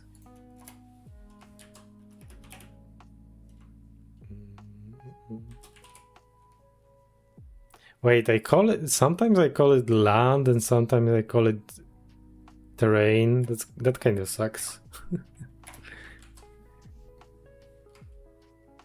Okay, let's see how many times I call it land. 73 times. Like it's used in code 73 times. How about terrain? 13.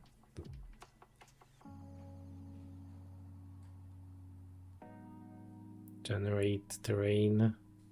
That's basically the same thing, right? We shouldn't have 2 names for the same thing.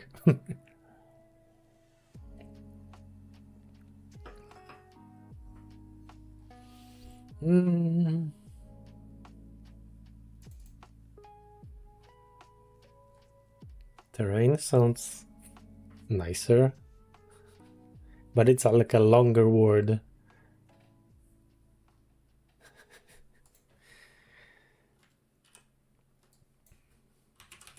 Land generation. Yeah, let's get rid of the terrain naming. Yeah, I basically introduced that here in those new functions, I think. Terrain, land, replace all. Nice. Does it still work? It doesn't. Oh, this function was using terrain. That's like a built-in function. Terrain.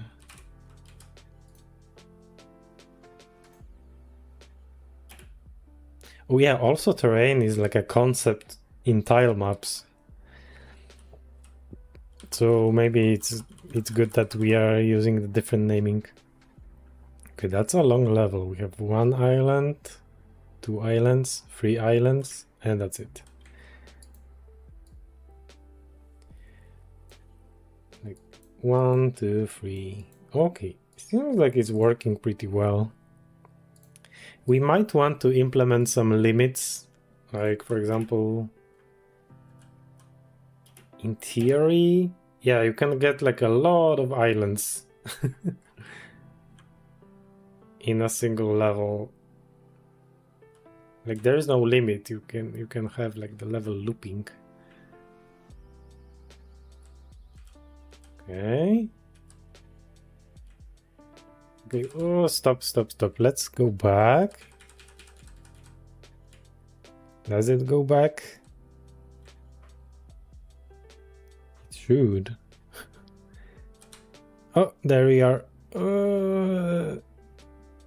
I need to work on those speeds. Okay, what I also want to see if will the terrain get generated from here if I press the space. Nice. Okay, so this is where the bridge would be, and that's like the new level.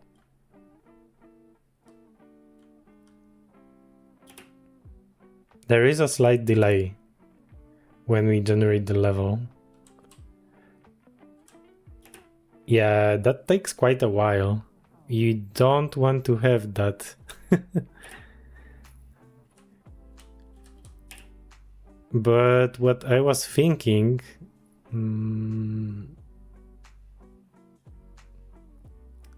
like maybe I should not be drawing like on like one infinite level, like here in the game. Like that's the base scene, like that's the main scene. It has a plane and the level. What I would like to do later is like get a new instance of the level. And while we are playing, generate a new instance of like, let's say level 2 and put it like next to the level 1. This is why I was keeping track of the level length. So we would know the position where we should put the next one. We could also work on, like we don't need to generate the whole level at once. We can do it like segment by segment. Like this function, where the heck is it?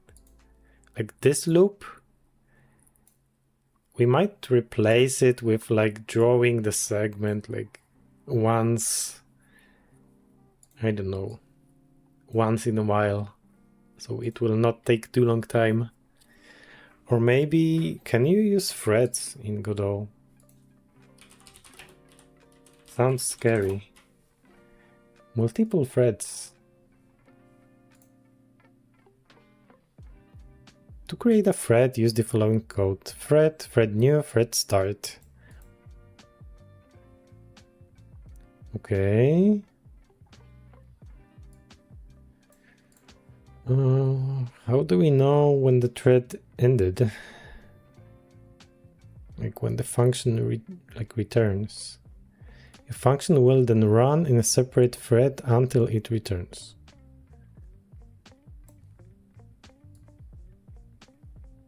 Oh.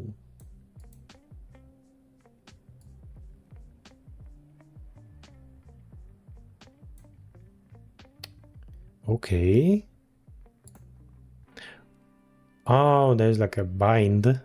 What the heck is Wafflecopter in that code example? Oh, it's like the data you sent the function. Cool. Creating threads is a slow operation, especially on Windows. To avoid unnecessary performance overhead, make sure to create threads before heavy processing is needed, instead of creating threads just in time. Okay. If you need multiple threads during gameplay, you can create threads while the level is loading and only actually start processing with them later. Can we use them like multiple times? Oh, there's wait to finish function. Okay. Okay, that's like a thing for like another day.